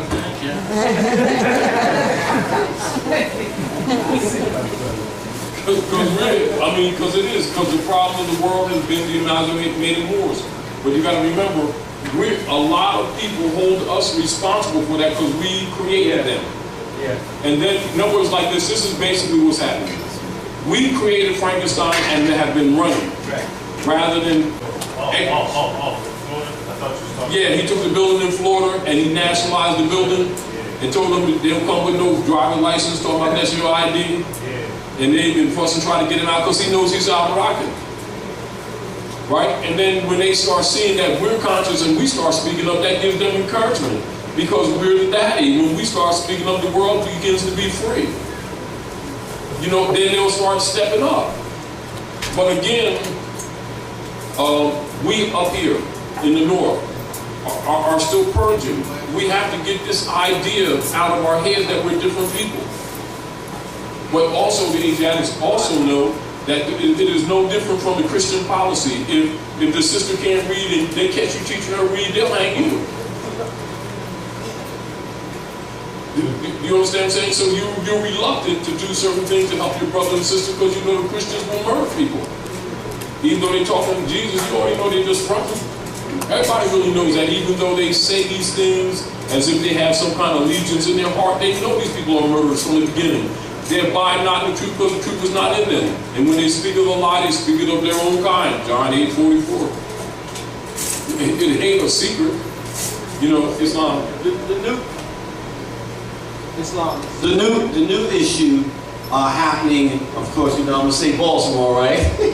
Is that one of the ways they hang you for teaching is when teachers teach outside of the curriculum of the German 1940 teachings. You teach out of that curriculum, they will, you will be unemployed. Right. And so that's the thing now. They are exercising it even more as they close the schools down. Any professor or teacher or whatever, even at the colleges or the community colleges, if you're not tenured, means you ain't there. If you teach outside the curriculum, you're done. Yeah. And for those who were here earlier they had Van Sertler, on the tape. Now I talked to him. I think it was like in 02 or 03 when he was at Temple University. I have to check that, see if maybe that was a tape. I don't know. I don't remember that one. I think I remember Suit on. And when I was talking to him about, because the secretary came in the back of the room and asked me that he wanted to speak to me before I left. I was actually in the back of the room. And when you signed my book, I was asking him, I said, why don't you just tell these people they're Moors? Because you've got all the information in your book before Columbus, etc. And he said, if I told them just like that, they would deport me. But that's in the same vein of what you're saying. Even people who are, progressive, they're under threat. You know what I mean? So what happened, like, when Noble Dwali went to Calvin Coolidge, and when he commanded for them to bring the flag out of the vault, etc. They said, give Islam back to these niggas like put a pair of pants on the horse. He did. He said, but if you can get 500 to follow you, I'd back you with my army and navy. Well, he got a couple million, and they infiltrated the temples, and you all saw the protest to the day. And a lot of people don't want to talk about that. Even the fact that they tortured him. They tortured him, they set him on a block of ice, and interrogated him and tortured him. And then when they delivered him to the hands of the sellout Moors, and he died in the lap of a brother. You know what I mean? Why? Because he sacrificed his life to bring the book right back to these people. And they don't know the real history. They think it's some kind of religion. It's their real world history. The world's largest estate. And these people are the heirs to the world's largest estate, and they still talk in crayons. Light skin, orange skin, green people. Don't matter whether they black, white, and all that kind of stuff. So we have incompetency that we have to overcome. And civilized world is waiting on us. And this is why the international community has commanded in every recent law coming from the nations of the earth for these people to declare their nationality. Right. But if you don't fix that, nothing else counts. Islam, brother. Excuse me. They have traded. Get a brother semi-mic.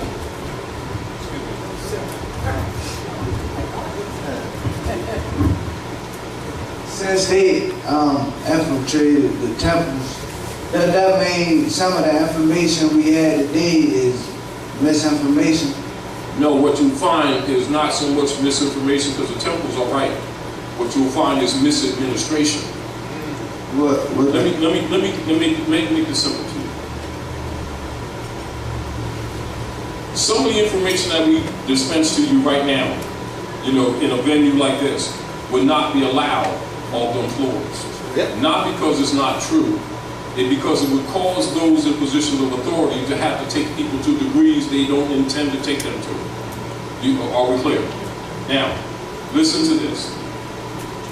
These are rules. You know how, when in doubt, study principle. Keep this in mind. Don't get caught up in personalities. Study principle. Universal. Like say Drew Ali said, I'm a universal prophet, and my philosophy will be universal. I came to you Moors only because you need me the most. That's to let you know that they don't own him. Do you understand? Rule. In order to change the people, you must change their literature. That's a charge from the prophet to all shakuns, all grand sheiks, all sheikesses, all grand governors, etc. Not only as a charge, but in the rule of civilization, for you to carry a title, you must produce literature that the public can cross-reference and critique to see whether or not you're consistent with your position, or to see if your positions that you stand upon are provable and that will stand the test of time or a challenge in order to carry a position. Therefore, any PhD, some persons holding positions of authority or persons, you should not necessarily have to meet them. You should be able to meet their literature and therefore meet them. And if they haven't produced any literature and they carry that title, they are a fraud. All right? Again, rule. Noble Ali. Our press of our own, is the most powerful weapon in the hand of our group today. That's Noble Ali. Without our own press, we'll never be able to shovel ourselves out from the lies that are heaped upon us by the day. Right? Noble Ali. Every temple must have a school. That's a qualification for a temple to be. These, what I'm telling you, are qualifications for both the leadership and for the temples. Are we clear? So my position to you for your comprehension and your understanding would be, if you walk into this building and this is claimed to be a temple, right? And I have an addictship, and I have no literature for you to cross-examine my position, I didn't belong in that position. If you come in a building and it's a temple and they don't have a school, it's not a temple. If you come in that building, they have not maintained the press like the prophet said, it's not a temple. His wife, Sister Pearl Ali, set up Women's Auxiliary for women to learn both business, etymology, science, home ec, etc. Have you ran into any temple that has any of these things that I just mentioned? Then you haven't been to a temple. You see the problem? But yet there's a lot of places that are called neuroscience temple, aren't there? But if you don't know the rules, people can get away with that. This causes confusion because people go to them, and then not only, as a matter of fact, one of the unfortunate things that I recognize, and that has been reported to me in most recent times, and it's not new really, but so many people have gone to different temples across the country, and more bad experiences they have to report than good, which is not good. Do you understand? Yes. Meaning that once they get any information on Noble Ali, and then start studying him, and then go to these buildings that are called temples, these people are acting contrary to what he himself has projected for the good and the development of these people. So then the people leave, and then they are charged with being irresponsible rather than charging the administrators with being corrupt, which is why caveat emptor exists. Are we clear? And so I'm saying to you, if you would say to me, does that mean that the information we're getting is corrupted? To some degree, like when I showed you this information here, see, I went to Chicago. Do you understand? I flew to Chicago, I stayed there a few days, I went to the archives. I went into the libraries and got microfilm from the 20s and did research. Do you understand? And was this? Yes. Nobody had to tell me. Not that I didn't know it, because I could project it and see it anyway, but I went to see records because there's always dispute. And so with the divine constitution, it says part and parcel, P-A-R-C-E-L in the divine constitution, which means a land, a parcel of land, an estate. They altered it in most of the neuroscience temple. You see part and partial, which means attitude. They tampered with it. When you start doing some research, you'll see they did it in 4 parts, in 4 sections. This is another reason why in the newspaper I published that years ago. And I also, which is why a lot of them don't like me. They hate Taj God. But I don't care, I'm not here for them. You understand? I didn't come here to mess with them or to play big chief. You understand? I don't need the title. My mom assigned me. You understand what I'm saying? No, it's the truth. My mother assigned me. So I don't need that. I don't need the title. I don't need this. You understand what I'm saying? Because my mom made me, and I ain't confused about that.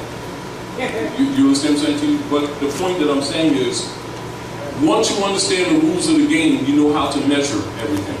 You don't put your bias in it.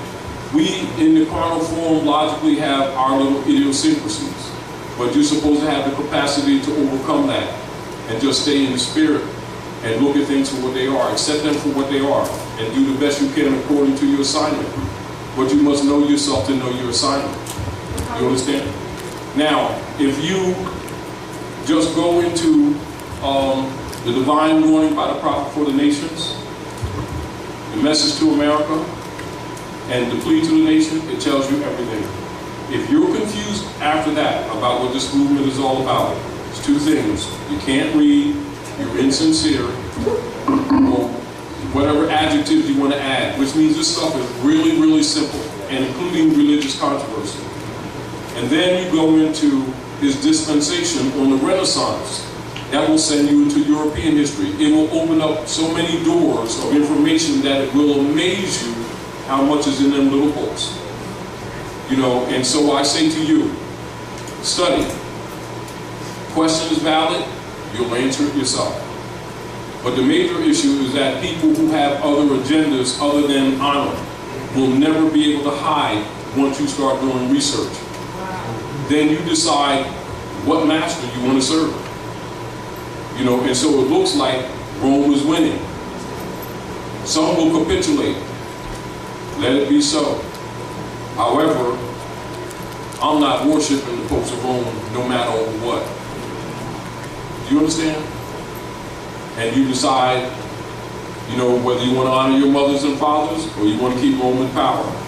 And logically, as you look at the dynamics that Drali set up, it will become so obvious a child could really understand it. But what occurs is, what it makes you recognize is that how ugly this thing is, how naive we've been, and how close to the surface the ugly really is once they start seeing you wake up. Do you understand what I'm saying to you? But then again, it will also demonstrate to you who amongst you been trying to put you back in servitude. And you don't have to guess it. Thus, measure that.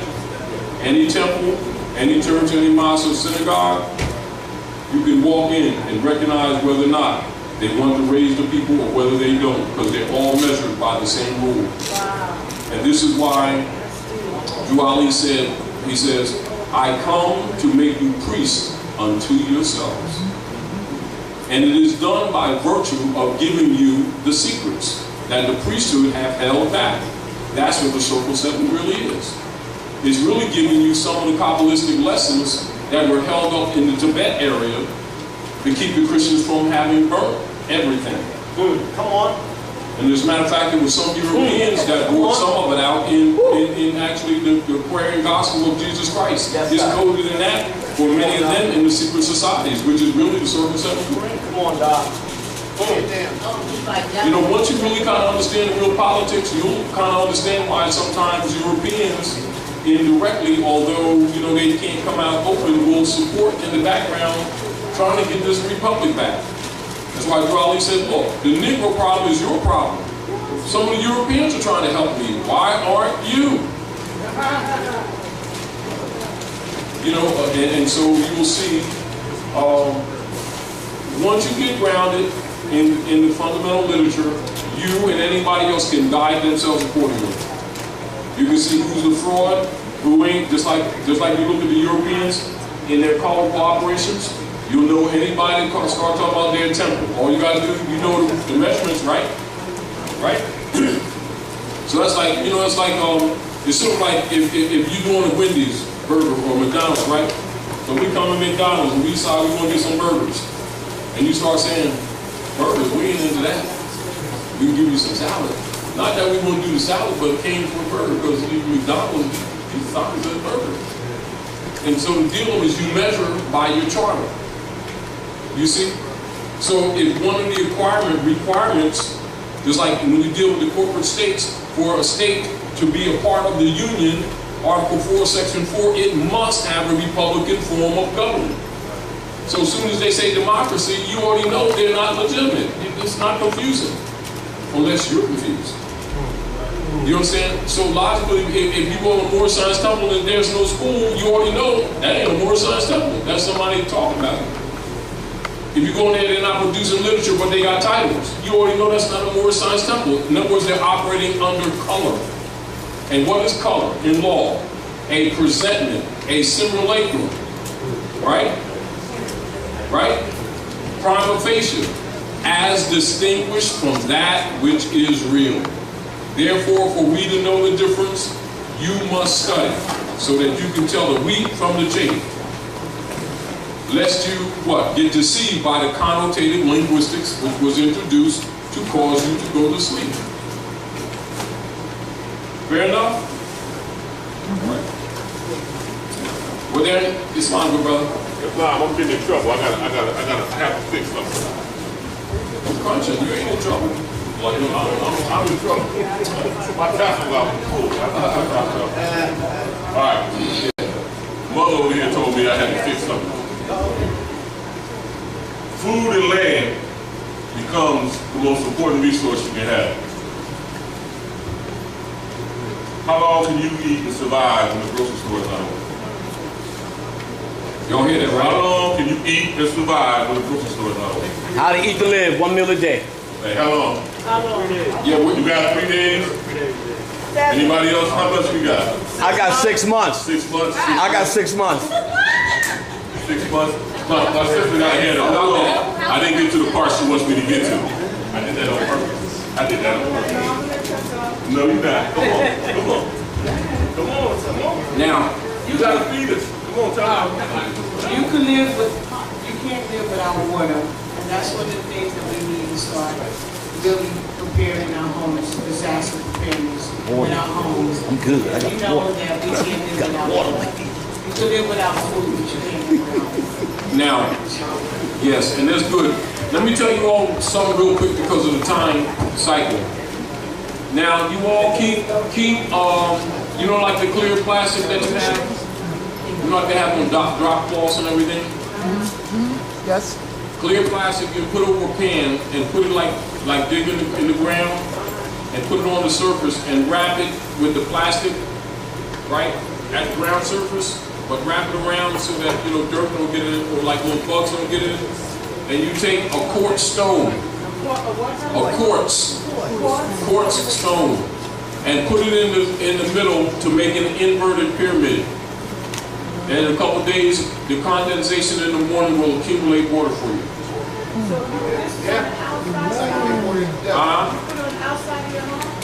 No, yeah, in the dirt. Yeah, because remember the moon draws water from the earth every morning to feed the plant life.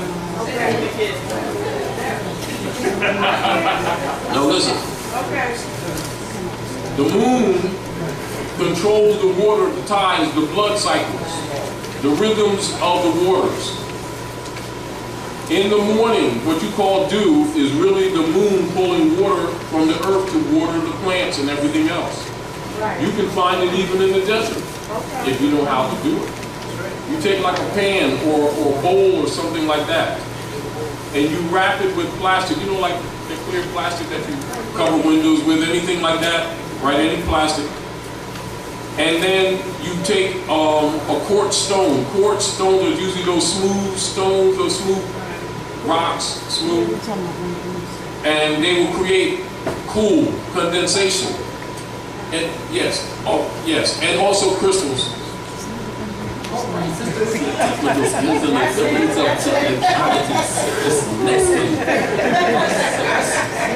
And with crystals, you can take any stone like crystals like this, right?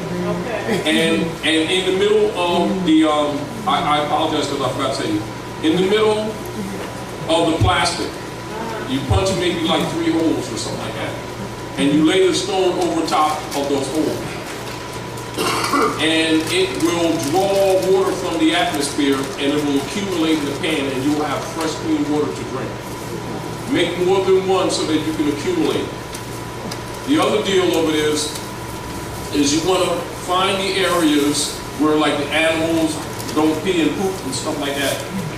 And go get dandelions. The dandelions, the reason why they make the chemicals to kill dandelions sometimes and tell them that they're weeds because it's one of your best food sources. Yup. Yes, you use the root to make tea to keep your kidneys clean. And you'll take the root, the leaves, and make spinach. Then you can take the flower and make elixir wine out of it for keeping some worms down. Do you understand? All right. Now, do you all know sassafras? Do you recognize the leaf? No. Well, you're going to learn how to recognize the leaf. As a matter of fact, I'll go get some. I'll go down to the community center and ask one a day or two before. Then I'll go back and get the root. Look like your finger. Yeah. But remember. Yes? Yeah, good. But remember, before you take the root, always ask her. Yes. Before. You go ask her maybe a day before, even in the morning. You go ask them. And then you go get roots, stay out away from the trunk. Go to the ends, and she won't pull the sap back. As a matter of fact, they'll make sure that you have what you need. You get it around all, right? Around all the time. That's well, you talk about white or red. Well, you do that for warming purposes. All right. You know, but I'm just saying, in general, cleansing teas. Right. You know, you can get her at any season, but you gotta be in harmony with her so that the potency is there. And just ask her and come back later on and get the roots, but stay out away close from the trunk, and they'll be quite potent. You can use that. That's both medicinal, and it's also a pleasant tea. You're also going to learn certain weeds.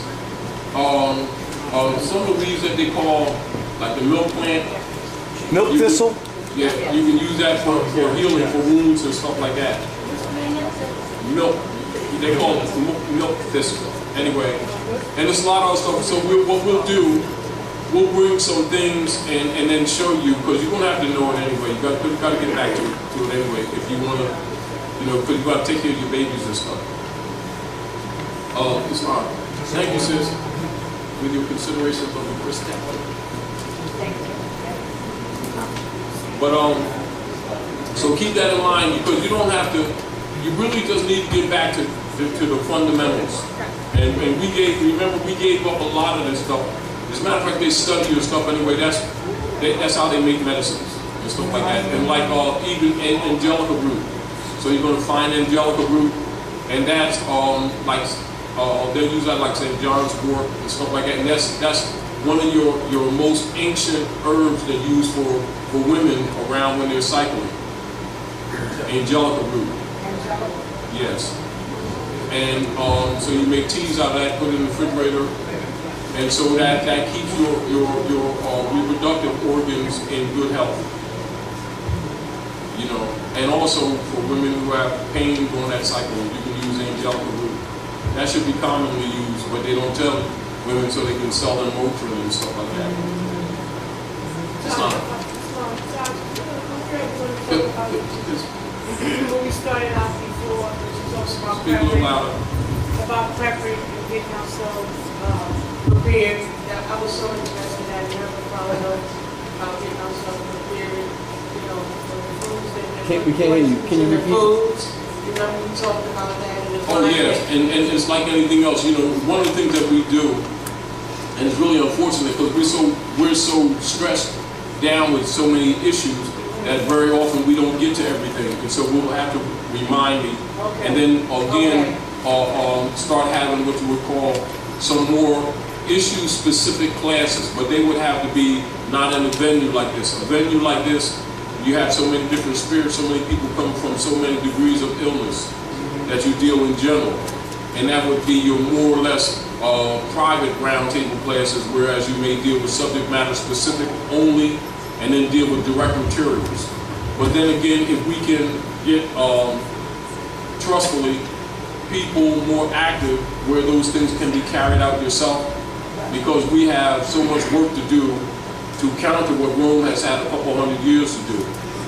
But once you start giving people some of the fundamental truths unconscious to them and unknown to them, it will wake up old memory that they already have. They just don't believe they have it. they think that they can only get it from Rome. But if you can speak to their spirit man, you'll wake up stuff in them they don't even know they have. But don't worry about what they think they got. You just got to stay on the principles.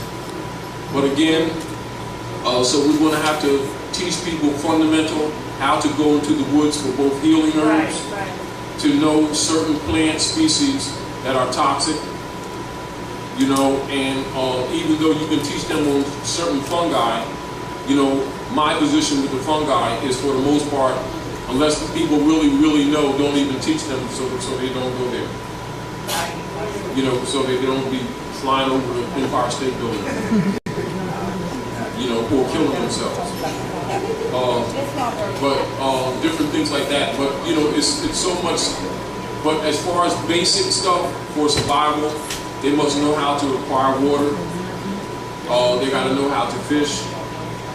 They got to know how to go into the yard. Things that they thought were weeds are really food. They just were told they were weeds so that they can control you in the grocery stores. Right. But most everything around you, like the book of Deuteronomy says, every herb-bearing tree shall be meat for you. See, so it's really the fruits, the leaves, and the nuts that are really meat. But what they've done is told people that the carcasses are meat, and the people listen to them, and they get diseases. You understand? So they have more munchies and call it meat, and it's really not meat. They're simply carcasses and death. It's not good, brother. Queen, you want it? Oh, mushroom, thank you. Islam says. Islam, brother. I wanted to, for anybody who's not aware of what the fungi is, we're talking about mushrooms. Mushrooms can be very good for all of us. However, if you don't know what you're looking at, you can eat a mushroom and kill yourself. Yes. It's as simple as that. So when he said the fungi, he's talking about the mushrooms. Okay. And it's also very important that each of us knows how to spot clean water spaces, even if we're not where animals are. One of the main things about a clean water space or finding clean water in nature, if you don't know how to get water from the sap of the trees, and you don't have a crystal to pull it from, you look for a stream that has lots of rocks and lots of green in it, meaning it's got algae and moss and all that. And if it's running across the rocks and has the algae and moss, that's clean water that you can drink.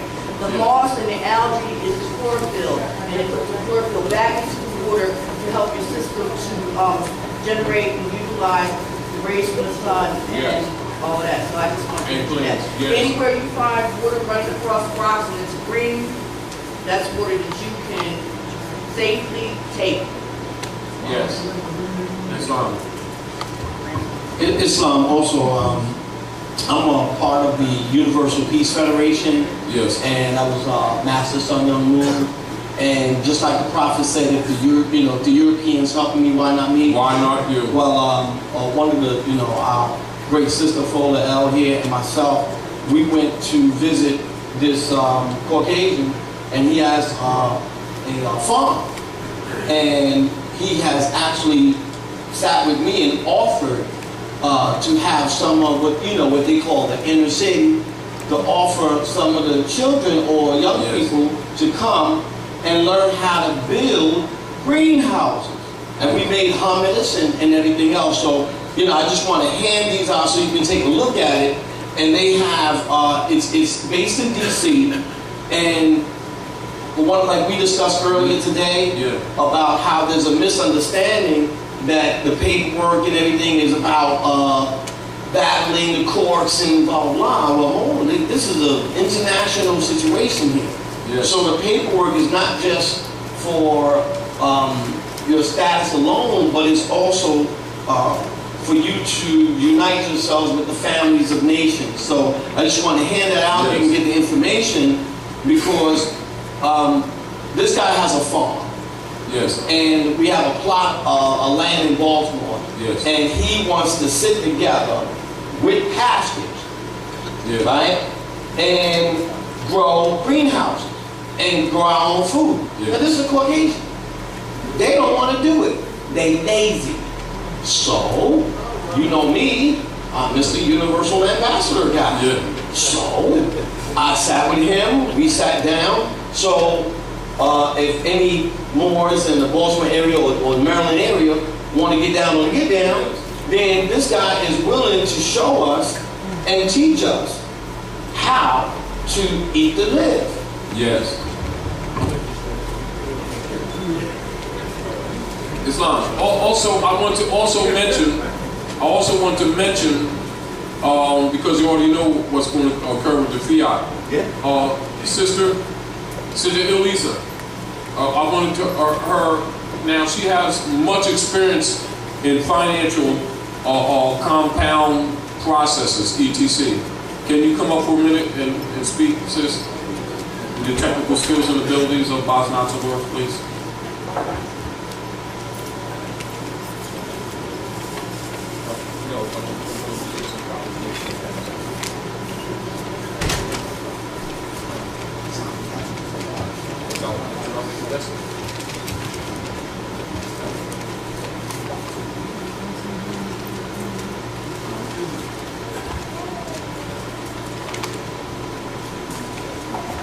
Just wondering where to begin, really.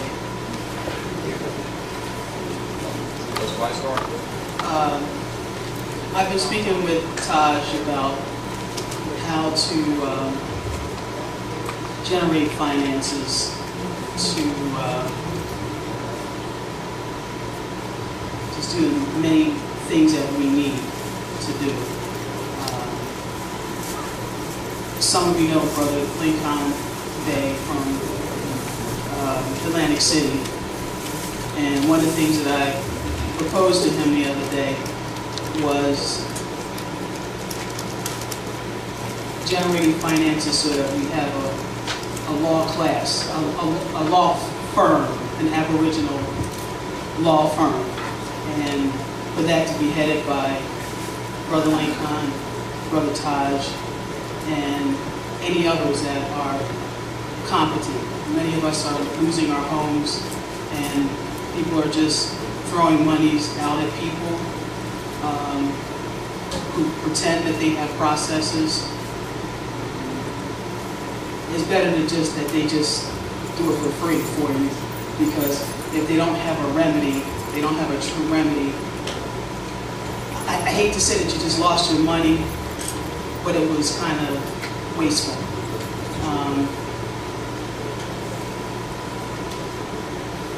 We just need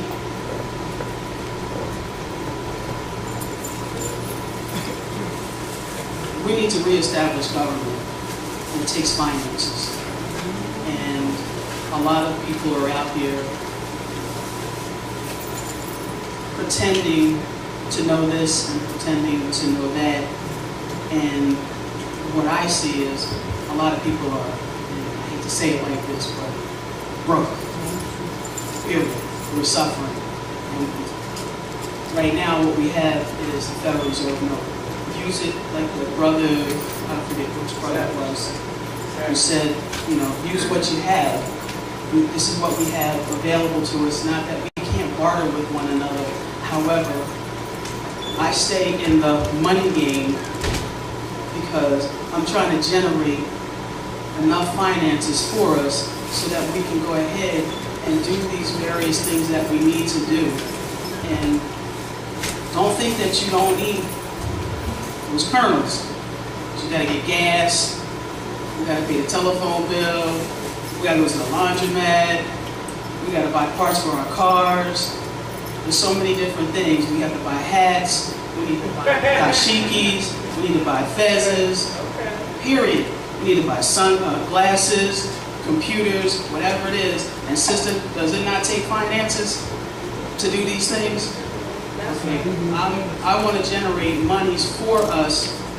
I have various contacts in the government that offer various programs to me. And I want to be able to take advantage of that. I actually didn't know Sister Ross was going to be here today, but I was actually going to ask Taj and Sister Ross Mariah to sit down with me so that we could put something on her website, which is our website,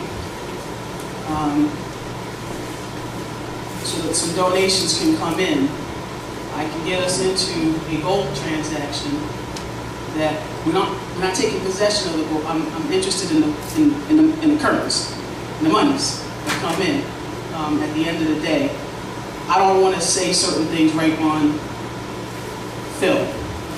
I'll sit with you and Taj and Ross Mariah privately. Okay? Okay, sis? Because I don't want to say certain things. Because I don't know where videos go. But we need the monies to do the things that we need to do. And I want to be able to provide that service for us so that whatever the system here needs to grow this, we grow it in order to get an Aboriginal law firm so that Taj has a place, some of our Moorish brothers and sisters who can really provide remedy for us, have a home so that we can do the work that we need to do. How many people in here are having difficulties with their mortgages right now? You can put your hands up or not put your hands up. If you don't have issues with your mortgages, you know someone else does. Period. Period. I personally don't, but I know a whole bunch of people that do, and I'm putting my hands up for all of them, right? Does not Brother Lincoln know how to do some things down in the Atlantic City area? Has he not been able to provide people with the knowledge of being able to go and get foreclosure homes? Stopping foreclosures? And not just him, there are many others. Taj doesn't have, he knows what to do, but he doesn't have all the time in the world to just sit down with us individually. Absolutely. Correct? Absolutely. Because he's all over the place. He's in the universe somewhere. If you can't find him at home or New York, the blue ethers. Down in the stratosphere somewhere. But we need a central location. I need to get some of y'all, a lot of y'all, all of y'all off of the plantation of going into these JOBs. Yes. I can provide that if you can help me raise some of the funds that we need in order to get to that next level. But we have to do it collectively. Brother Lincoln, and I'm just throwing him out there, he works at the Atlantic City, one of the casinos, we won't say where. And I asked him what it would take for him to get off of that JOB. It's just money. He's staying there because he gets a paycheck. If I can raise enough monies where this young brother right here doesn't have to work, and I know he doesn't work anyplace else, but you know, if you work someplace else for someone else, you need to tell me what it takes to get you out of that job and into the Moorish community and working for us full time, right? That's dedication. I stay on this every day, all day, don't I? I stay on the money game all day, every day. From the moment I wake up, I'm thinking, how do I get us $10 million to do whatever. And I know what it takes to get there. I just need help with the seed money to get us there. Because I have the connections in order to do it. And they're just waiting on me. And they don't look anything like us. Yep. They look nothing like us. Absolutely. But their spirit is like us. Because I'm after humanitarian projects. Yes. And humanitarian projects involve us. We're the project that I'm after. Period. You understand what I'm saying? Yes, absolutely. So I have different things that are constantly offered to me. Constantly. I just can't do it alone. Every day I'm in my sleep, waking up. How do I get this money? How do I go? Who do I call today to do this, to do that? I asked Taj today some things that we'll talk later. And I'll tell you off camera what I asked him. That's part of the reason why I'm here. I didn't even know he was down here twice a month. It just so happens I picked up the phone because he was on my mind at 3 a.m. this morning. I couldn't wait to wake up and make a phone call to him. And I didn't want to call him too early, so I sat there and was doing this. I'm like, well, I don't want to call him too early, but okay, now I'm finally called. And the phone call, my thoughts this morning at 3 a.m. what prompted me to call a brother, and then for him to say, oh, others are like-minded, and I want to introduce you to them. There are monies out there. We don't have to be broke. Yes. We don't have to be broke. We're not supposed to be broke. I don't like being broke. I like getting nice things.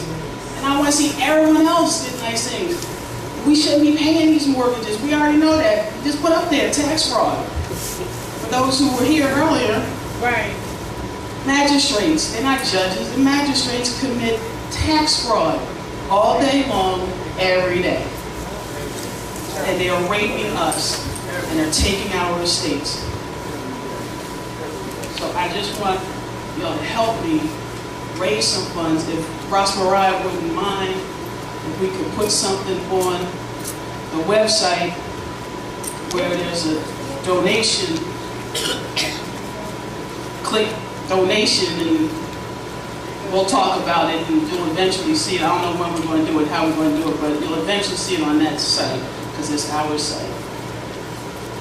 I can go a little deeper, but there's certain, I'm a little shy on camera.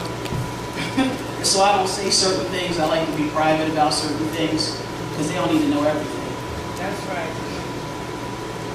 They don't need to know my plan. Turn that camera off. I want to hear it. Turn the camera off. The camera's off. That means cell phones need to go off. Camera's off. Turn the cell phones off.